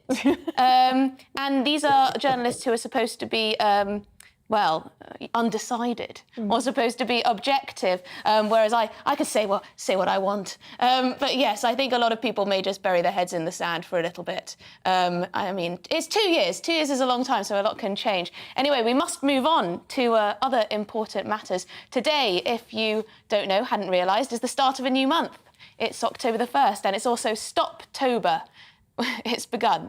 The campaign, which has been running for 11 years, encourages people to give up smoking for the whole month in an attempt for people to kick the habit for good. I've never heard of Stoptober. Louise Ross, a stop smoking expert, joins me now. Hello, Louise. Hello. Hi, Louise. Did you start this campaign? No. It was started by what was then Public Health England, and it's now the Office of Health Improvement and Disparities. But it's been going for 11 years, as you say, and every year thousands of people who smoke decide that that's the day that they're going to start a 4-week trial of not smoking at all. And evidence shows that if you stay smoke-free for that 4 weeks, you're 5 times more likely to stay quit for good. So it takes 4 weeks to kick the habit. Now, I used to smoke a little bit socially while I was, in my 20s and things, and I moved on to one of these little vape things. Little vape things. And I actually think they're more addictive than cigarettes, but I guess they don't have some of the harmful effects. Is that a good way for people to stop smoking, or would you not recommend that either? Oh, I'd absolutely recommend it, yes. I launched the first vape-friendly stop smoking service, and we actually gave them out to people who wanted to stop smoking. And what was really interesting is that people said that they tried times before, and they did it with a vape because it was easier, it was more pleasant to use. Now, I'm not saying that nicotine replacement therapy like patches, gum, lozenges, that sort of thing doesn't work as well. It does for some people, but we know that a lot of people who've tried everything else will do it successfully if they switch to vaping. And as you say, it doesn't have smoke, tar, carbon monoxide, the things that actually do harm and cause disease and early death. So it's very good. When you say you feel it's more addictive, people often say that because they can have a little puff on it and then another little puff later. But my experience was that people actually reduced the strength of liquid over the weeks and months, and so we're using less nicotine than they had before. Well, I'm all for, stop smoking campaigns and trying to get people to quit smoking. But I don't really like the very heavy-handed, coercive public health stuff. The banning smoking outside pubs or trying to put a date on when people should all have stopped smoking by. I think fundamentally people should be allowed to do things that are bad for them. So while it's nice to encourage people, I don't think that we should, get the law involved. What do you think of that? Well, smoking outside pubs isn't banned. Obviously, smoking inside buildings is, but that was hugely welcomed by the majority of the public. When surveys were done, even smokers said that they actually preferred a smoke-free environment. But they're still able to.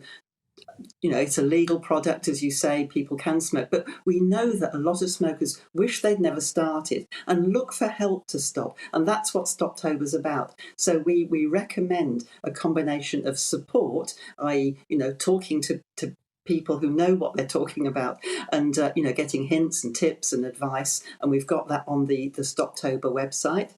But also using a product as well, as you say, a vape or nicotine replacement therapy. And that's so much more likely to lead to success than sort of like trying to muddle through on your own.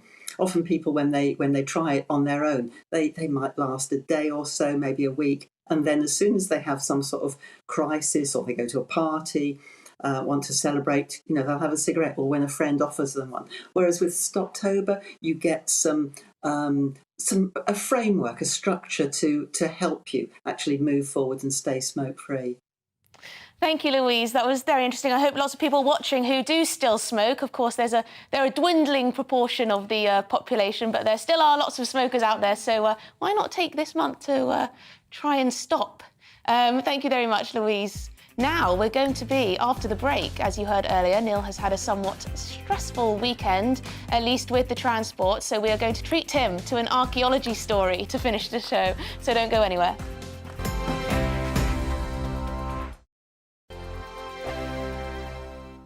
We are GB News. And we'd like to say thank you to each and every one of you for helping our great nation find its voice. We're absolutely everywhere. Across England, Scotland, Wales and Northern Ireland. On TV, on radio and online. We're proud to be the People's Channel, Britain's news channel.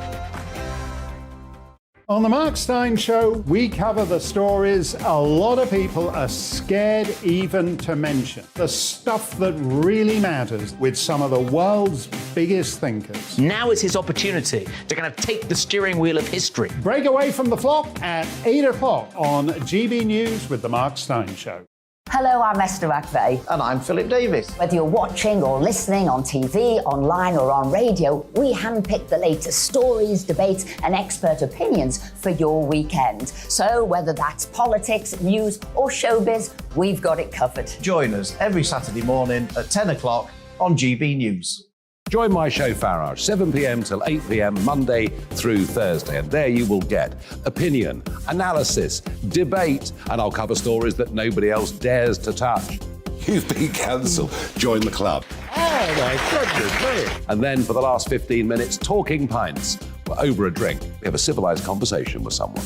We very often disagree, but we do it in a grown-up way. Come and join me on Farage. Hi there, it's Stephen and Anne. At breakfast from 6 a.m, you'll always be caught up with everything you need to know, the latest headlines, opinions and debates. We'll bring you the good news and the bad, but most of all, we're here for you. Remember, send in your views and let us know what you would like us to talk about. That's because we're your news channel. And every morning at 6 a.m, it's breakfast on GB News.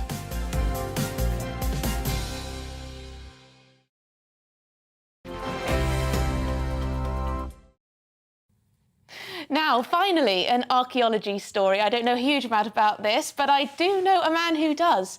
A 4,000-year-old Bronze Age necklace and bracelet are on display for the first time ever at the Manx Museum in the city of Douglas on the Isle of Man. The items were found in 2018 as part of the Round Mounds of the Isle of Man project, which aims to investigate prehistoric round mounds on the island. I'm not even sure I know what a round mound is, so I'm going to need some help with this topic that's for sure. Neil, take it away. Oh well, it's a fantastic story. I think the round mounds are burial mounds. I think the mound in question is Bronze Age, but we'll hear more about that in due course. Is that Alison Fox there? Hello, Alison. It is. Good evening. Alison, would you tell us a bit about this 4,000-year-old item? Yes, as Neil said, it was found in a burial mound. They called the round mounds. There's a number of them here on the Isle of Man. And this was part of a research excavation done in partnership with Manx National Heritage and also the universities of Leicester and Newcastle. And we've been digging and researching for a few years.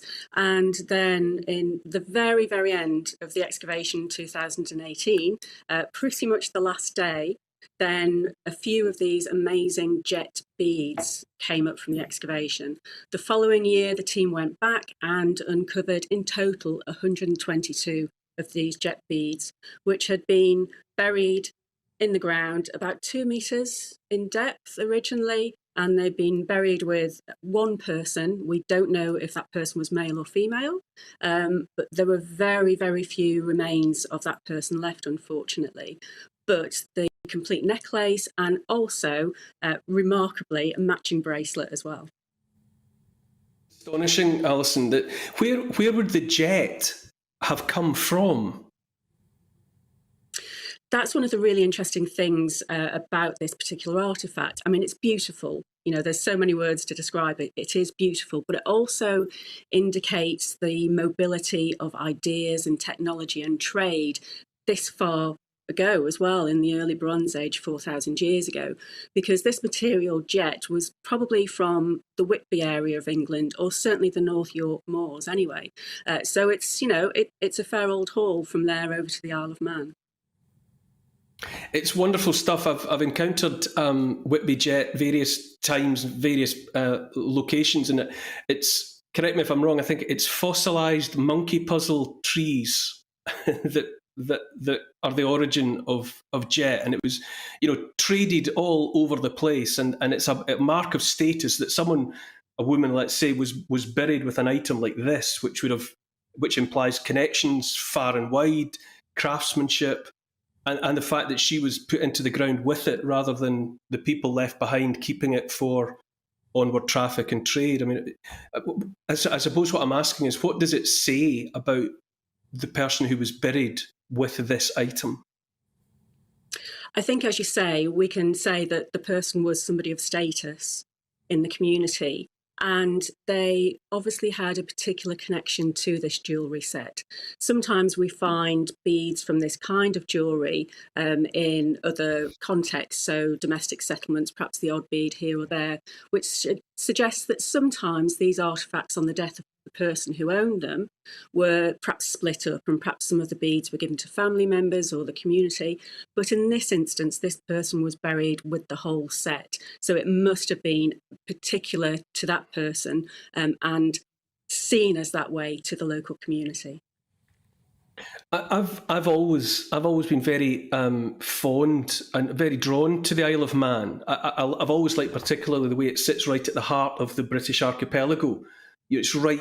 Sometimes I think that's where the Parliament should be, because it's got almost equidistant from everywhere else.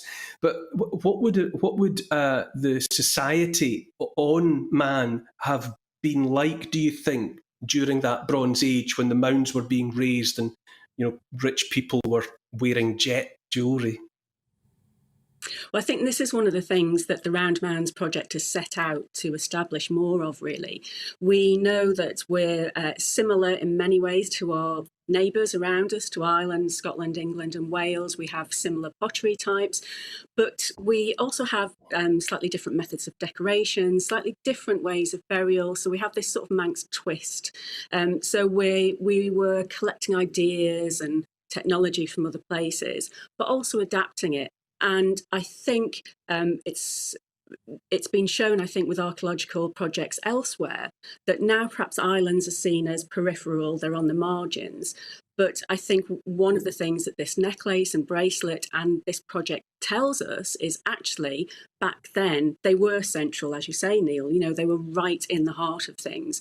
And of course, when water was the main method of transport, of course we would be right in the middle of things, whether people landing on the Isle of Man, whether they meant to or not, perhaps in bad weather, but we were central and we were receiving these inputs all the time. I've always loved that modern idea that we have about islands where we think they're cut off. But if you put yourself back in that mindset of people who were used to moving around in boats, actually the presence of water means you're connected. On the contrary, it's the water that actually connects you. And I love as well that, I don't know how old it is, I think it's 17th century, that the motif of man, the three-legged figure, and that quocunque jacere stabit, whichever way you throw me, I will stand. I love that it's so evocative of determined independence, which sounds right from a small island that's being pushed and pulled from all these directions. And that burial with that spectacular item is just so evocative of real people doing things and thinking in ways with which we can so readily identify. I think that's exactly right, because we've got this, we are right in the middle. And as I say, people have come in, we've taken ideas, people from here have gone elsewhere. And we've always been this sort of melting pot of different cultures and taking all these different things in. And I think one of the things for me about this particular find is it illustrates that. Archaeologists sort of say all these things. We say, oh, well, we were more connected at 4,000 years ago. We had trade and everything like that. But actually finding something like this, just proves that beyond doubt. We were connected. People were travelling all over the place and bringing with them the fantastic technology it took to actually make this thing. It's not just a beautiful thing. It really took a lot of skill 4,000 years ago to make this. I'm going to have to cut this fascinating discussion short. Thank you very much, Alison Fox, for joining us this evening to discuss this. And thank you, Neil, for taking the questions on that one. I am no archaeology expert, but that was absolutely fascinating to listen to. So we're almost done here for the evening. Neil is going to be on holiday next week. And who's your replacement going to be? Is it someone right here? Well, it's I'm delighted to be able to say this. Yes, I'm going to be off for a couple of Saturdays, going away for the school holidays with my wife and kids. And Liam there is going to stand in, and I couldn't be more delighted. I could listen to Liam talking about economics and other things besides, all day. And so I'm delighted to know that Liam's going to be steering that ship for the next couple of Saturdays. Terrific. It's a chance to hear about all of Liam's other interests, as well as economics and business, I'm sure, Liam, is it? It's an honour, Neil. I'm no substitute for you, but I'll do my best to steer this wonderful little Corrib of a show across the ocean of tumultuous ocean of news and current affairs. I might even spice up next week with a little bit of, in your honour, Neil, with a little bit of Celtic music, but we'll see. Yasmin, will you be tuning in? Yes. I will. You will, Molly? Of course. Well, maybe. Can I just say how great it is, while hearing Alison Fox there, how amazing it is. The Isle of Man, I share your fascination, Neil. Beautiful coastline, TT racing, birthplace of the Bee Gees, no less. The Bee Gees. And now known for this really astonishing fantastic place. artefact. I knew nothing about this until I heard I was coming on your show and read up on it. What a wonderful discussion between you and Alison Fox there. First class. So I've been stepping in for Neil this evening. Liam will be next week.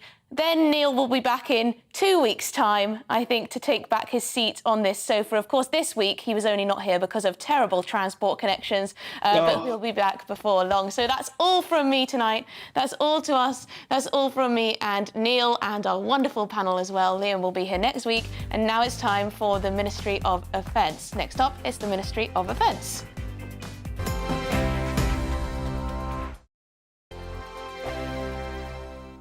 We are GB News. And we'd like to say thank you to each and every one of you for helping our great nation find its voice. We're absolutely everywhere. Across England, Scotland, Wales and Northern Ireland. On TV, on radio and online. We're proud to be the People's Channel, Britain's news channel. On the Mark Steyn Show, we cover the stories a lot of people are scared even to mention. The stuff that really matters with some of the world's biggest thinkers. Now is his opportunity to kind of take the steering wheel of history. Break away from the flock at 8 o'clock on GB News with the Mark Steyn Show. Hello, I'm Esther McVeigh. And I'm Philip Davis. Whether you're watching or listening on TV, online or on radio, we handpick the latest stories, debates and expert opinions for your weekend. So whether that's politics, news or showbiz, we've got it covered. Join us every Saturday morning at 10 o'clock on GB News. Join my show Farage, 7 p.m. till 8 p.m. Monday through Thursday, and there you will get opinion, analysis, debate, and I'll cover stories that nobody else dares to touch. You've been cancelled. Join the club. Oh my goodness me! And then for the last 15 minutes, talking pints. We're over a drink. We have a civilised conversation with someone. We very often disagree, but we do it in a grown-up way. Come and join me on Farage. Hi there, it's Stephen and Anne. At breakfast from 6 a.m, you'll always be caught up with everything you need to know, the latest headlines, opinions and debates. We'll bring you the good news and the bad, but most of all, we're here for you. Remember, send in your views and let us know what you would like us to talk about. That's because we're your news channel. And every morning at 6 a.m, it's breakfast on GB News.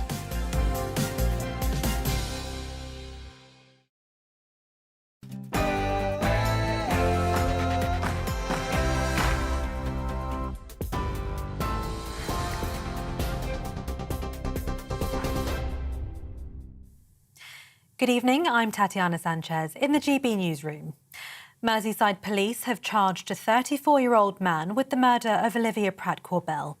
Thomas Cashman is accused of killing the 9-year-old who was shot in her home in Liverpool last month. A second man, 40-year-old Paul Russell, has been charged with assisting an offender. Cashman has also been charged with the attempted murder of Olivia's mother and convicted burglar Joseph Nee, who was chased into the property. They'll both appear at Liverpool Magistrates Court on Monday. The Prime Minister has arrived in Birmingham for the annual Conservative Party conference, which begins tomorrow. There's mounting pressure on the government after the pound dropped to a record low following the Chancellor's £45 billion package of unfunded tax cuts last week. The Chancellor defended his mini-budget, saying the government had to do something different to spark the economy. The comments come after the Prime Minister admitted the government's strategy has caused disruption and warned the country faces a difficult winter. Thousands of activists have gathered across the UK in protest against the rising cost of living. It's as an energy price cap rise comes into effect for millions of households. The new price cap is now in place, with a typical household expected to spend around £2,500 a year. That's up from £1,971. People are being advised to take a photograph of their meter readings amid record high energy prices. Rail travellers have experienced widespread disruption across large parts of the UK as train drivers stage a 24-hour strike in a dispute over paid jobs and conditions. Members of the ASLEV, RMT and TSSA unions have walked out, leaving only 11% of trains running. Network Rail has urged people to only travel if necessary. The strikes are set to cause major disruption to thousands of people planning to take part in the London Marathon. RMT Union Secretary-General Mick Lynch says they will strike until they reach an agreement. There will be more action like this because people in Britain are being made deliberately poorer by this government every day of the week, and we've got to rebalance that. This is part of that campaign. We're going to get a deal for our members through negotiation, but supported by strike action. So it is working.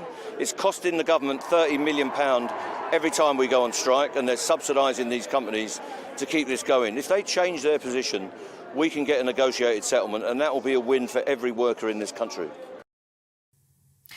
Police say they've not yet found human remains as their search for Moors murder's victim Keith Bennett continues. The 12-year-old was one of 5 victims of Ian Brady and Myra Hindley, with 3 of them later found buried on Saddleworth Moor. They were discovered in the Peak District by an author researching the 12-year-old's murder. Brady and Hindley murdered 5 children in the mid-1960s, with 3 of the victims found. Ukrainian President Zelensky says fighting continues in the eastern town of Lyman, which Russia said earlier in the day its troops abandoned to avoid being trapped. A video posted online by the Ukrainian President's Chief of Staff shows soldiers climbing onto a vehicle and waving the national flag on the outskirts of town. It comes as Russia has vetoed a United Nations resolution condemning Moscow's illegal annexation of 4 areas of Ukraine. Well, gas is no longer flowing out of the Nord Stream 2 gas pipeline. Prime Minister Liz Truss met with the Danish Prime Minister to discuss what they say is a so-called sabotage to the Nord Stream gas pipelines. The Danish Prime Minister says she passed key information on the damaged pipelines to Ms Truss at a meeting in Downing Street this morning. A Number 10 spokesman says the leaders stressed the need to stay united in the face of Russia's despicable action in Ukraine. TV, online and DAB+ radio will have more news at the top of the next hour.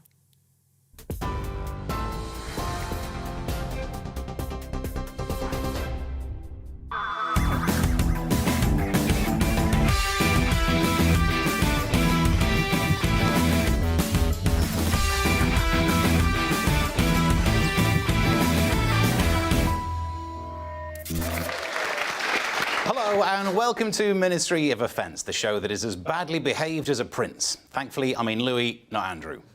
I'm your host, Stephen Allen, and I'm going to start with a quick recap of the news you might have missed. This week saw Boris's last appearance at the Dispatch box, during which he described Keir Starmer as a plastic bollard, which is hardly fair. Surely the whole point of a bollard is that you'd notice them. We have 2 candidates for PM. There's Liz Truss, who says that if she gets into number 10, she won't have time to change the wallpaper. Wow, that is self-awareness for you. Even she realises she won't be there for long.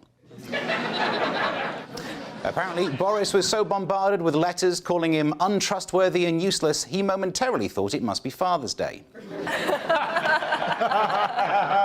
The British government was brought down by a sex scandal that, in a surprise twist, wasn't Boris's, but a gropey chief whip called Chris Pincher. Reports that Boris referred to him as Pincher by name, Pincher by nature, have been strongly denied by 3 of Boris's other spokesmen, Gavin Groomer, Alex Arslapper and Nancy Nick. I don't blame Keir Starmer for using this week to announce his plans for Brexit. At least with what's happening at number 10, he's got an excuse for no one listening. Prince William blocked Prince Andrew from going to the Order of the Garter ceremony this week. Yet another no-show for the disgraced prince. He missed the Jubilee after being struck down with coronavirus. The Queen wants to keep her strength up for what's believed to be her favourite Jubilee event, the snubbing of the Meghan. Comedian Dave Chappelle was attacked on stage by an audience member at the Hollywood Bowl. There were gasps from the crowd as LAPD officers took to the stage to help a black man. Chappelle was just wrapping up the show, which suggests the attacker was both committed and thrifty. I want to get this guy, but only after I've had my money's worth. Donald Trump's Florida home was raided this week. Agents even broke into his safe, apparently after a lucky guess revealed the passcode to be T-R-M-M-P. The FBI knocked on the door and asked if it was OK to grab some boxers, and Donald said, yes, as long as you're famous. Boris and Carrie went on a luxury mini-moon in Slovenia. It was a tricky start to the holiday. Boris nearly went on his own as there was a misunderstanding when the budget airline said he couldn't take his carry-on. Reports revealed that Keir Starmer broke parliamentary guidelines 8 times. But they were all minor and no action was needed, which ironically is Keir's mission statement. This in the same week that former Labour PM and longtime Bagpuss impersonator Gordon Brown called for an emergency budget. Did you hear that, Keir? You're being out-charismaed by Gordon Brown. It's like losing a game of scissor, paper, stones to Abu Hamza. And that's your weekly roundup. Time to get on with the show. Each week, the teams pick a video that has caught their eye. It could be political, it could just be something that they find weird or amusing. I will decide which video is more point-worthy. OK, well, Diane, what have you got for us? Well, we've got the gift that keeps on giving, Nadine Dorries. Oh, yes. She's coming back. It's a difficult second album, but here she is. You know, we know just now that the Conservative Party donors have said themselves that they aren't going to support the party if the Prime Minister is removed. I think a number of MPs in marginal seats need to hear that and need to understand what they're doing. £18 million those donors have donated to the Conservative Party over recent times. It's those donors that have helped us to win the election, and they need to hear that message. An active minister admitting to bribery by the donors of the political party. She's got more leaks than a Welsh leak festival. This woman, she just spills secrets. She can't keep anything to herself. I'm surprised she hasn't been left on a bus with all the other official secret documents. Yeah, I think about Nadine Dorries is we always worry that there's not enough honesty in politics, and then she knocks it out the park, doesn't she? Because she goes, what you need to realise is donors get you elected. Well, I thought it was voters. Well, I've got it completely wrong all along. On to our next video. This one's yours, Nick. What's caught your eye this week? Oh, yes, thanks for asking, Steve. This is a very important video that could save your life. Let's take a look. So there's been a nuclear attack. Don't ask me how or why, just know that the big one has hit, okay? So what do? There are 3 important steps that I want you to remember. Step 1, get inside fast. Step 2, stay inside. Shut all doors and windows. Step 3, stay tuned. Follow media for more information. Don't forget to sign up for Notify NYC for official alerts and updates. And don't go outside until officials say it's safe. All right? You've got this. Brilliant. Brilliant. Stay inside and watch TV. It's how I live my life anyway. Yeah, I'm reassured. I don't know about you. It's a very weird video. From the start, I don't like when she goes, don't ask me how or why. OK, we've got the plans. You don't need to know. It's very weird. She doesn't tell you how. Unless it's like Joe Biden has just pressed the button by accident or something. I don't know if that's... And then at the end, she goes, you've got this.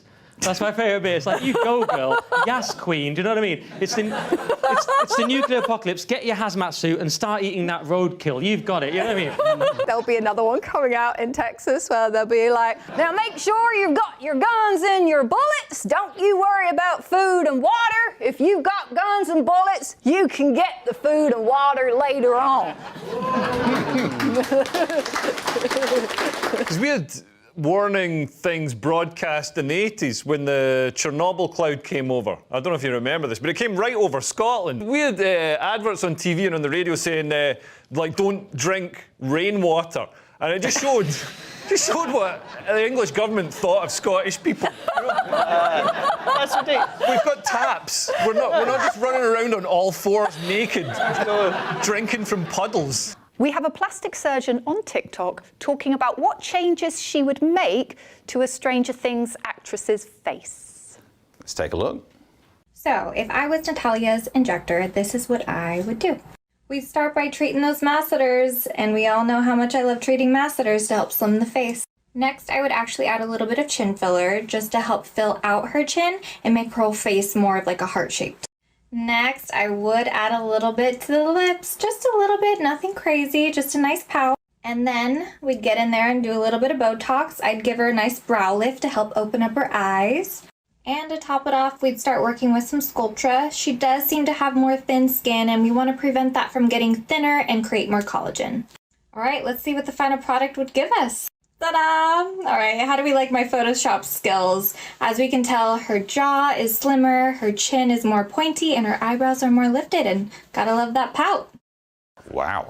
I find this incredibly insulting that she's trying to make such a beautiful woman, Natalia Dyer, look like everybody else. Oh, I would treat the masseters. You know how I love treating those masseters. Yeah, we all love treating the masseters. Yes, the masseters are a quadrangular muscle which connects from the zygomatic arch and it connects to the mandibular ramus, and it's a very powerful muscle. It's used in chewing, but let's forget that and just inject it full of Botox, which, let's remember, is actually a neurotoxin found in the intestinal tract of animals. I feel like if that's her job, I don't know.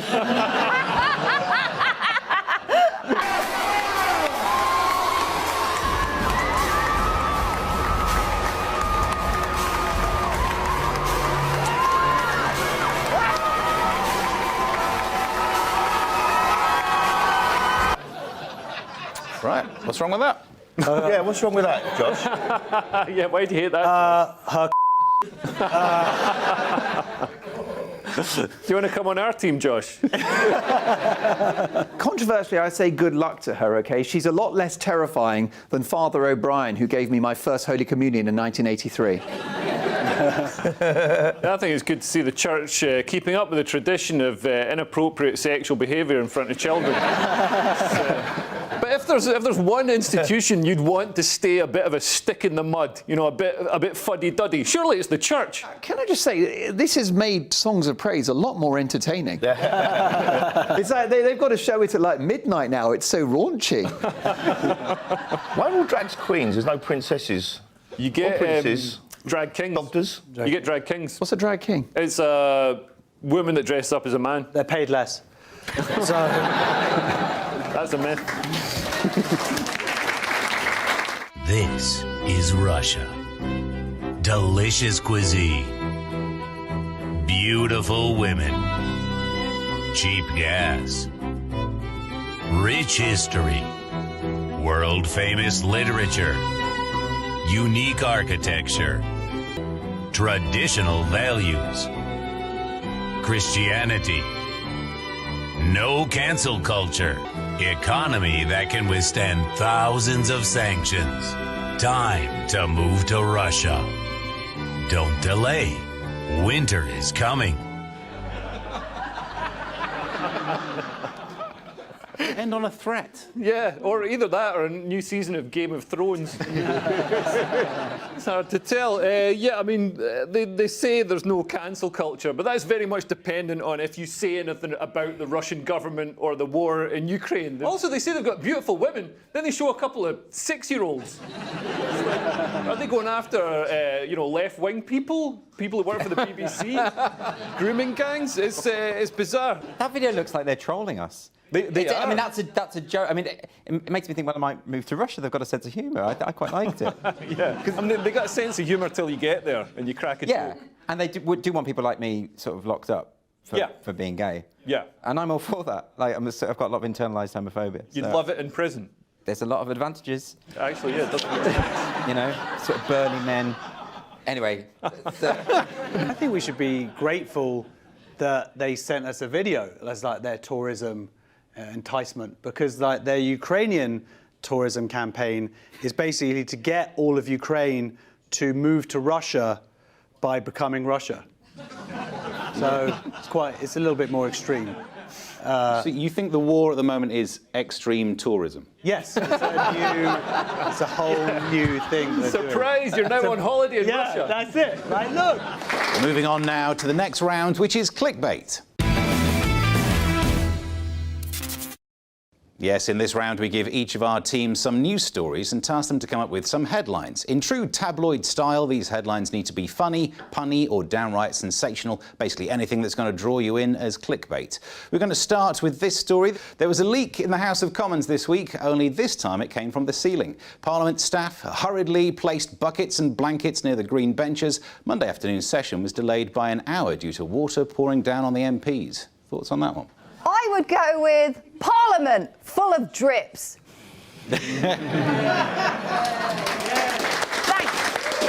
Any thoughts over here? I've got Boris kicks bucket.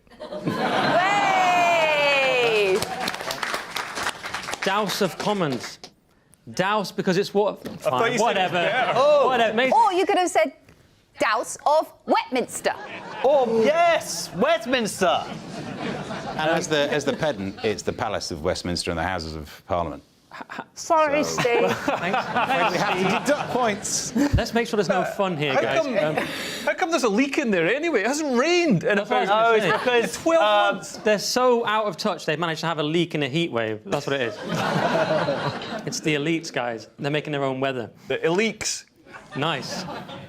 A 74-year-old reverend in Northamptonshire is now on the sex offenders list after being caught thrusting into the nozzle of a Henry Hoover wearing nothing but a pair of stockings. John Jeffs was caught in church by a member of the public during a talk about Asperger's syndrome, but continued because he felt naughty. Any headlines? The worst thing about this was it was a Henry Hoover. So, as a man of the cloth, he's not even fulfilling his biblical obligation by having heterosexual sex with a household appliance. He should have found a Henrietta Hoover. It's Adam and Eve, not Adam and Henry the Hoover.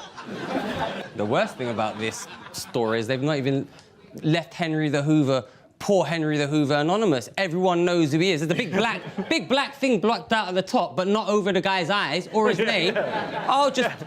You think if they'd have pixelated bits of his face, you'd be like, oh, they've done that to protect his It could have been maybe a Dyson, we don't know, but now everyone knows. Look at the expression on Henry's face. Yeah, I'm not sure he was an unwilling participant in this. The thing is, I read the full article, and the defence lawyer actually said that he was doing this because he was trying to come to terms with the loss of his wife. And I suppose when your wife leaves you, that does create a vacuum. What's the actual crime? Yeah. But what's the crime? It's not an animal. It's not. What's the crime? It's not an animal. No, it's not an animal. It's not human. It's the crime having sex with Henry the. Face. Yeah, but is it? Yeah, it's got a face. You can't have sex with someone with a face on it. I've drawn a face on my hand loads of times. Oh. What's the crime?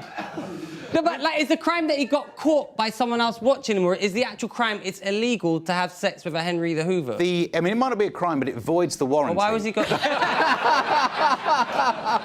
Stonehenge has been illuminated with images of the Queen to mark the Platinum Jubilee. The projections on the ancient landmark include Her Majesty at the coronation in 1953, as well as pictures of her riding a horse and walking her beloved corgis in the 60s and the 1980s. Any thoughts on that? Pointless, outdated, and ancient. Pick one.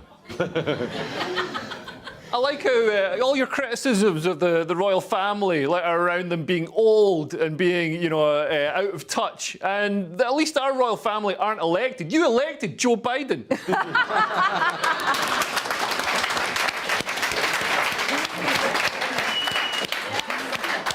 Queens of the Stone Age.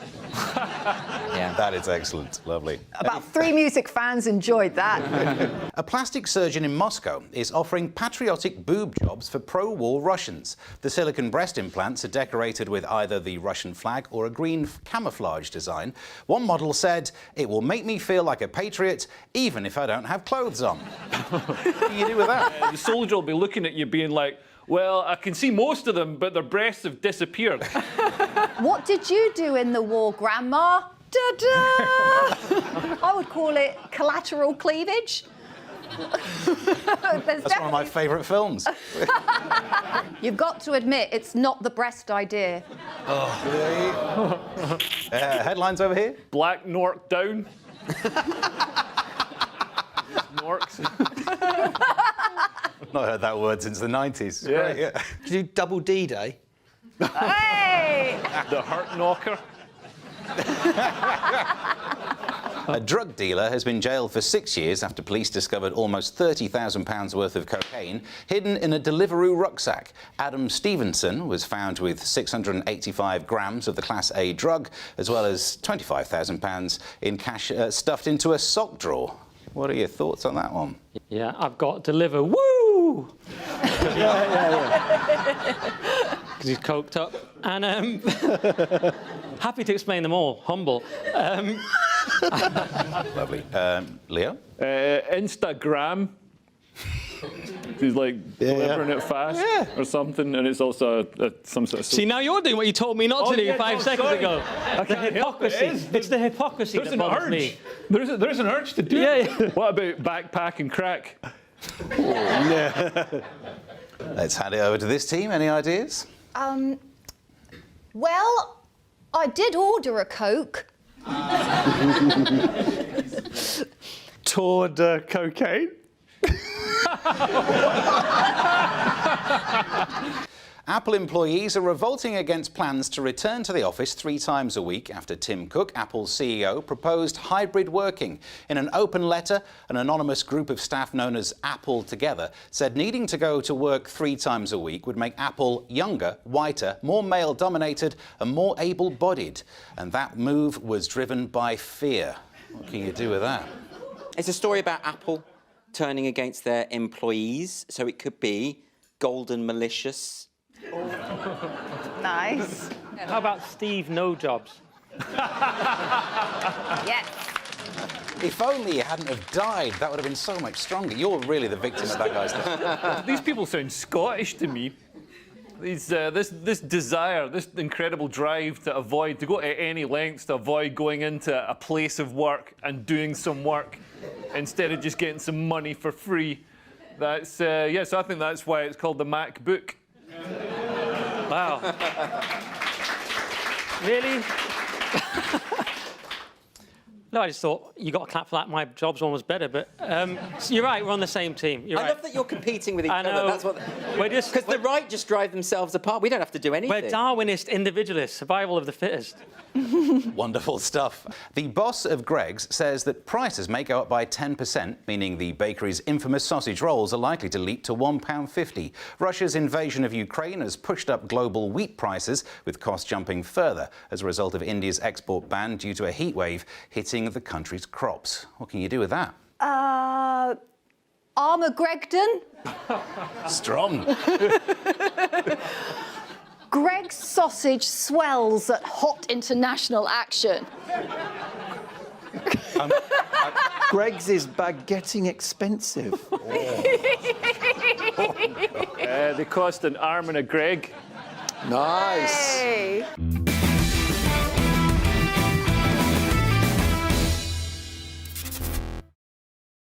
Weekday afternoons on GB News, we've got the whole of the UK covered. From 12 to 3, it's GB News Day with me, Mark Longhurst. And me, Gloria Di Piero. You'll get the very latest on everything that's been going on across our great nation. And from 3 till 6, watch out for GB News Live with me, Patrick Christie's. I'm not here to mess around. With all the biggest topics and guests, you will always be up to date. GB News Day and GB News Live from 12 p.m. Only on GB News. The People's Channel, Britain's news channel. Hello, I'm Alastair Stewart, and I'd invite you to join me at noon on Saturdays and Sundays for Alastair Stewart and Friends. I've been in this business for over 40 years. Now, here at GB News, I've never been happier. I get to choose the big stories that really interest me. We hear what you have to say, and you hear what I have to say. I really hope you can join me, noon on Saturdays and Sundays.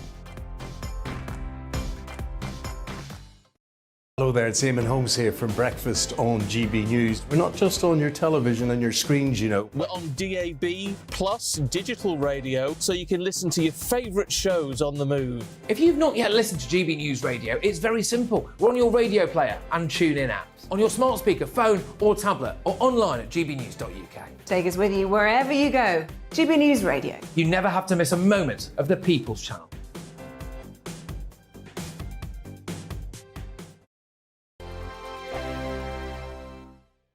We are GB News, and we'd like to say thank you To each and every one of you. for helping our great nation. Find its voice. We're absolutely everywhere. Across England, Scotland, Wales and Northern Ireland. On TV. On radio. And online. We're proud to be The People's Channel. Britain's news channel.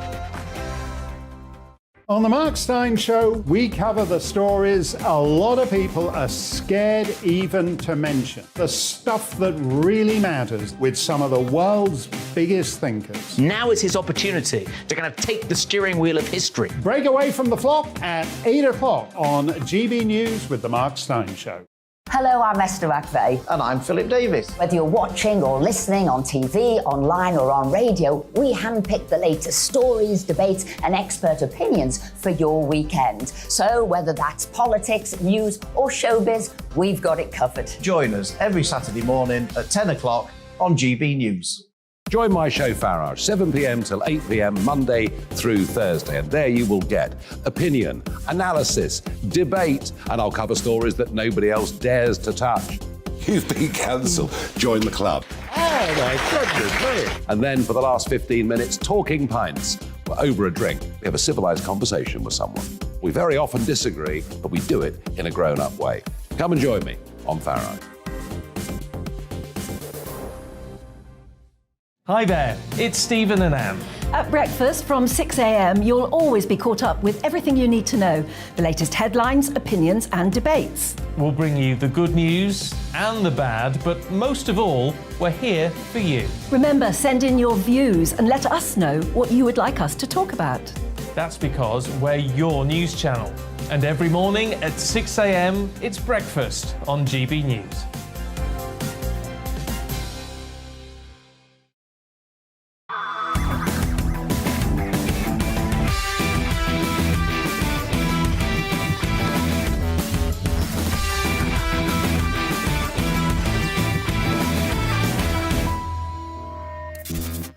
Welcome back to Ministry of Offence, in a week where we saw Boris delivering his resignation speech in front of Nadine Dorries, Jacob Rees-Mogg and wife Carrie. Carrie was holding 7-month-old baby Romy and clutching a dummy. Eventually Nadine asked her to let go of her arm.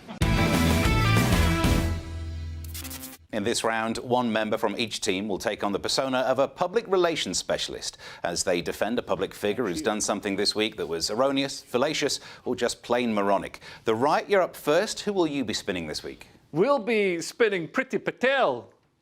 Let's remind ourselves of the story. Good evening, everybody, and I actually just want to start. Priti Patel, your racist policies are killing people.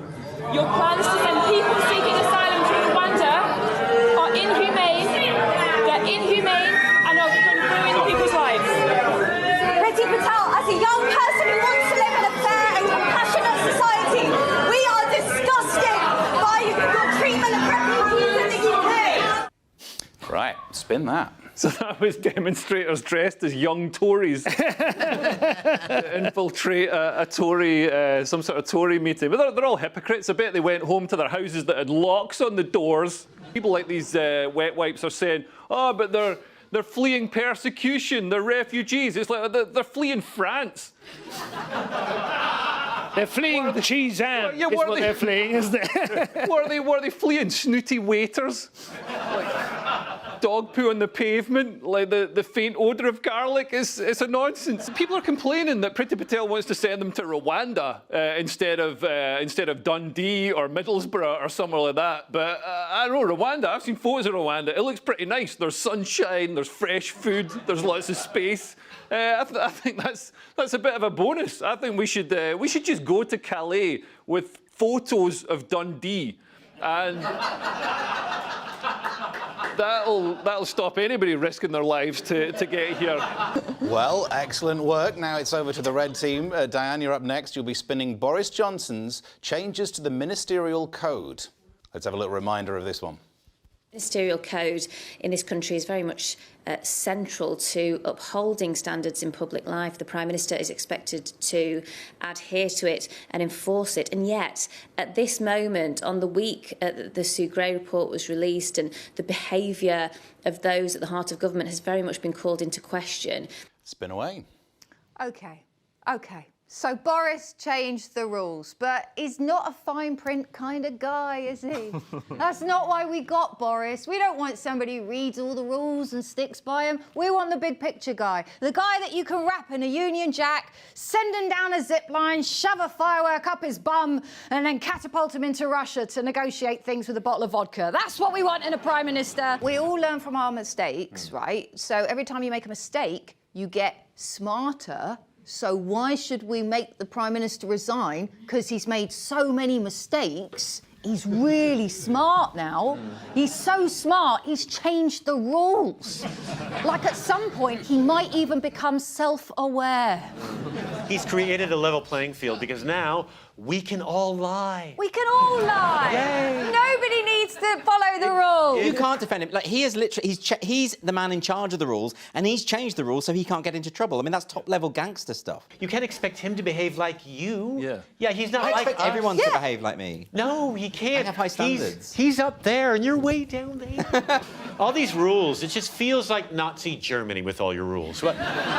Leo, who will you be spinning this week? This week it's going to be Idrissa Gueye, who's a footballer who refused to wear a T-shirt that had a rainbow on it because it's gay. Let's remind ourselves of that story. What is clear from myself and the football club is that we are supporting Jake and we are fighting and we are against any kind of discrimination. First of all, he's from a Muslim community in Senegal. Now, we all know it's amazing to be gay, and gay people are inherently great people, but not all cultures are the same, like Senegal or the north of England, right? I got called gay at school, not even gay, just for doing the wrong subjects. I did English, that was gay at my school. Honestly, I did music, that was gay, apparently. I did Stephen, that was, that was amazing. But the point is, imagine you're this guy. He's already called gay. It's his name. It's got to be tough, right? You're going to Senegal. You're going home trying to prove to everyone you're a rampant heterosexual, and you're wearing a rainbow shirt with the word gay literally written on it. It's tough to explain. The point is, the French authorities have written to him. They've said that, oh, you can't be against this. You're not allowed to have your own opinion. And it's completely ridiculous because the World Cup is about to be held in Qatar, where it's illegal to be gay. So, you know, and rainbow flags will be banned from stadiums. Now, obviously, on the right-wing team, I approve of that because, you know, what those people do is dirty and wrong. But the point is that it's inconsistent, and that's another problem. As Nick said, it's ridiculous. Cultural imperialism. That's not how you change people's minds. Oh, hold him down, rub glitter in his eyes. Oh, make him watch Eurovision on a loop. Make him wear roller skates. This is not how you... roller skates? Yeah. Are they gay? I think so, yeah. It's like getting a gay guy and, like, forcing him to listen to Oasis. Diane and Stephen, you will be defending the woke West End. But I just think this argument that, you know, theatre's got too woke and going, well, there's a gay Prince Charming in Cinderella, which is ruining the story. And, you know, since Shakespearean times, men would play women. No one came out of that going, well, it's non-binary gone mad. You know, that's just literally how it works. Because the whole premise of a musical is it's not realistic. Something happens, person bursts into song. If you were at the bus stop or in a newsagent and someone started singing, they just get sectioned. Okay, well, and they're not designed to fit into normal society. I don't think that's true. Well, with the exception of Diane, the thing about it is Andrew Lloyd Webber's show did close early, and so there has been some good side to this. And it's time for our next round, Lie Detector.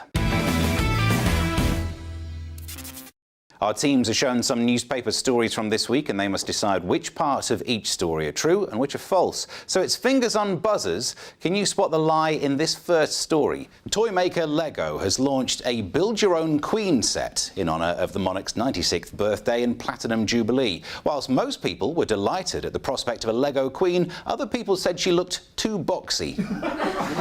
Any lies in there?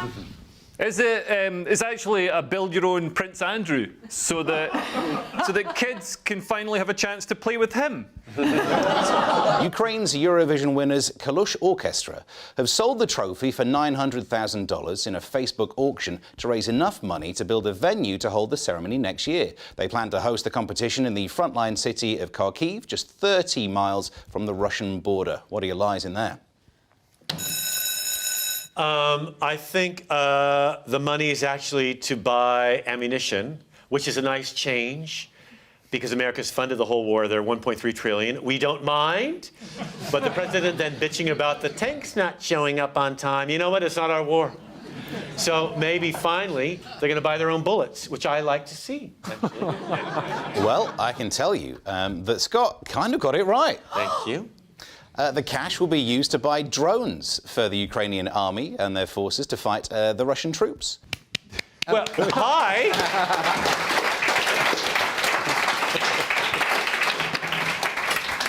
So it turns out that the 12 points that Germany gave Ukraine is the biggest contribution to the war effort they've done.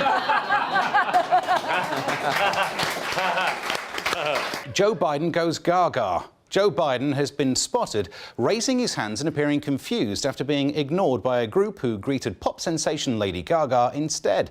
Gaga was invited to the White House by President Biden to promote the 12th anniversary of the launch of the Affordable Care Act. Anyone spot any lies in there? Yeah, Joe Biden, everything was fine. He wasn't raising his hands and appearing confused. He's been a lifelong Gaga fan. He's one of the little monsters, and they go back decades. So it's a complete non-story. It's an attempt to make Biden look ridiculous and foolish, and I'm tired of this sort of thing, to be honest. He's doing his best. The Church of England says it doesn't have a definition for the word God. The admission came in an official report, with one bishop quoted as saying the meaning of the word used to be self-evident, but it isn't now. A church project will now explore the so-called complexities of its relationship with God. All over the place. I think Josh, yeah? It's not God, obviously. I think they don't have a definition of the word safeguarding. Or reporting, or whistleblowing, but for them it means something different. I've never had to do this before. I need to turn over here for something less offensive. It is that the Church of England says it doesn't have a definition for the word woman. Is the correct answer.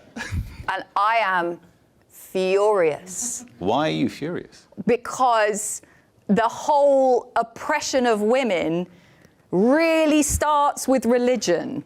Like, we're the ones who make all the bread. But do we get any of, the praise? No. At the very start of the Bible, God made woman, Eve, out of another bit of Adam, and then Eve eats the apple first, and Eve is blamed for everything. You complained about being oppressed as a woman and then admitted that you're in the kitchen making all the bread. Typical woman. That is...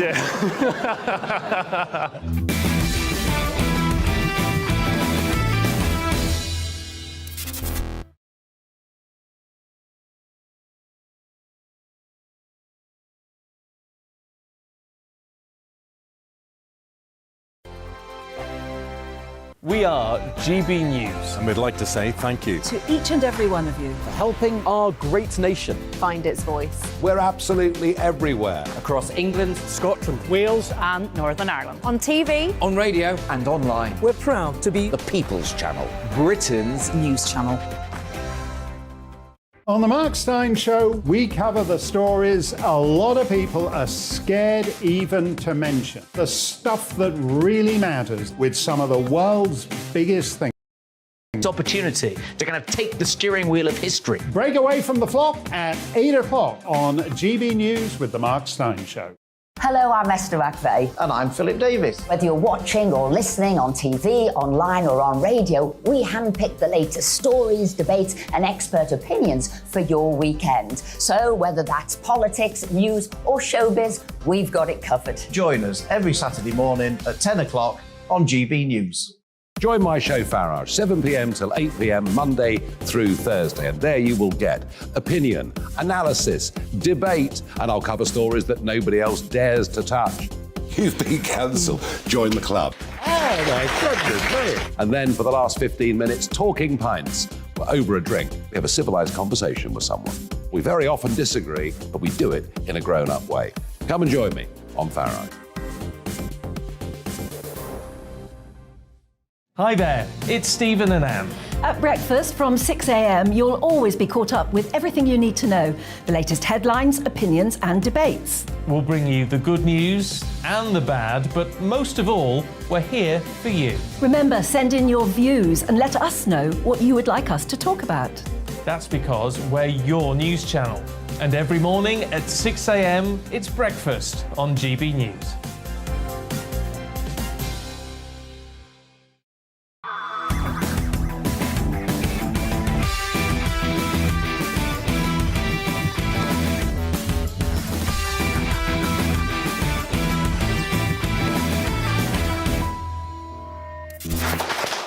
Welcome back to Ministry of Offence in a week where one of the world's biggest soap operas came to an end. The characters were cliches, the storylines unbelievable, and the sex scenes awkward as hell. But don't worry, they'll be back in Parliament after recess. Yes, this is Anti-Social Media, in which we take a look at online reactions to various world events and then ask our teams to guess who said what about whom. The teams will need to match each post to the event or celebrity who said it. Think of it as social media snap. Be seen within a mile of my daughters and I will nail your balls to the floor using your own front teeth. Do you get that? Oh no, Leo, who have you annoyed? Hey, they've got a hot daughter. What can I say? You know how MPs, they get their family on the payroll as secretaries or whatever, but a journalist had done some sort of research and found out that Nadine Dorries had hired her daughter, but her daughter lived miles away or in a different country or something. He was investigating it, and Nadine Dorries just sent this to him and was like, I'm gonna nail your teeth to the floor, or whatever it is. Nail your scrotum to the floor. It was more painful. Scrota. Scroti. Yeah, so it's Nadine Dorries. Let's take a look. No! Yes, it's Nadine Dorries again. Yeah. Oh!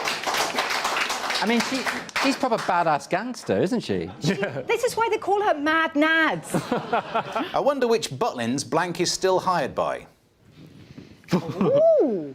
Is it Louis Schaefer? No, because I've never been hired. Can I just make this point that this TV show is unique in UK comedy TV, in as much as you spend the best part of the beginning part of the show building up to some good laughs and some great ideas, and then the final part of the show is just a little knockback to remind you just how much you're hated by the general public. It's 1960s NASA scientist blank trips the multiverse between Babysham Glamourpuss blank and Feral Gorbel's fist busker blank and blank, very adequate, keeping the seats warm for the inexorable final conflict, Jim Davison versus Ken Livingstone. Good luck. What's that about? I think is that about this show? So you're the NASA scientist. Diane's obviously the Babysham glamour. Hey! I don't think we've had a bald, slightly overweight glamour puss before. Feral Gorbel's fist busker, that'd be me, because that's Gorbel's is in Glasgow. It sounds about right. I can't see there seem to be two names at the bottom, though. I really don't want to be very adequate. And you're achieving that, sir. Please don't. So NASA scientist is Steve. Glamourpuss is Diane. Gorbel's fist busker is Leo. So that's me and Josh in the second line, keeping the seats warm for Jim Davison and Ken Livingstone. That's my final answer. I think it's close enough. You've got to get the points. Let's see if you're right with this one. It's all of us except Simon. Blank is supposed to be a comedian. All I've heard on blank so far is a middle-class blank shouting at sports days. Yeah. Well, is that Diane? Why would it be me? I don't know. It's the middle class. I think you're the one who makes the most effort. But it might not be me. It could be Steve, because I don't shout at sports days, I don't think. You think I'm a sports day shouter? Well, you've got a child. You might go along and shout at a sports day and then regale us all with your story. He's 3 months old. Why are you not running yet? It's definitely one of us three. I'm not middle class. You saying we're not middle class? Yeah. In Scotland, I am middle class. I have shoes. I use cutlery. I have credit cards. OK, if your guess is locked in, I can tell you the correct answer. Oh! Yep, it's Diane. Well, this is very interesting because I'm a stepmom, not a mum. I tell you what, though, I'm very proud of my stepkids. So if I was at a sports day that they were at, I would be there screaming and yelling for her, going, knock her over! So I appreciate that tweet. Thank you. Namaste, Watsky. Namaste. Blank's collars are all over the shop. I think the wardrobe guys are gradually trying to Harry Hill him. That's you. Yeah. Your collar's tucked in. And Leo, I'm sorry to say this, but you do wear shirts that are a very soft material, so sometimes they do flutter somewhat. All shirts are made out of soft material. What, you wearing a corrugated iron shirt? Is this actually about us, or is it about somebody famous? All I'm going to say is that it's a sign of a weak mind if you're not willing to starch a collar and a cuff to make sure that there's some proper force behind it. Yes. So it's you. Steve, yes. Let's see if you're right. Yay! Yeah, there we go. Yep. It's me. I'm used to people not liking my material, but no, that's it. Yeah. And I'll let you know the collars do match the cuffs. I'm also bald down there.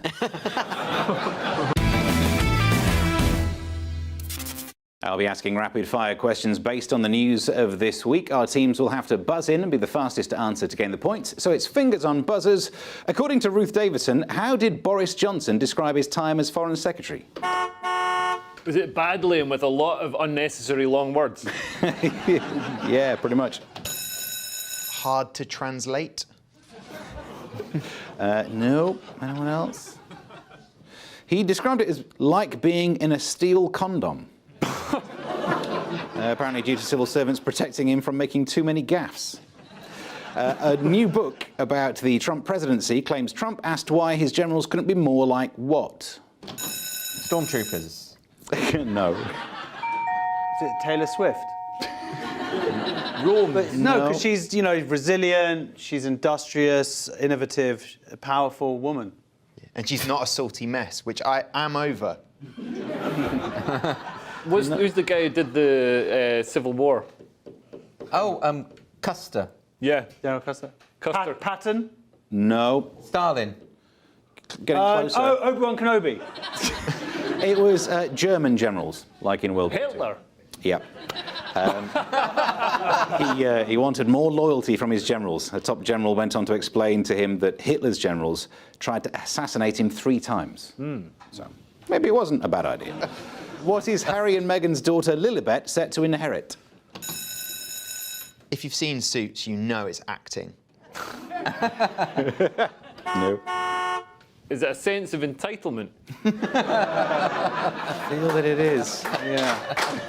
It's £410,000 worth of jewellery from Princess Diana and Meghan Markle. It doesn't give me the split as to which percentage comes from Diana and which comes from Markle. How did they get it back off Paul Burrell?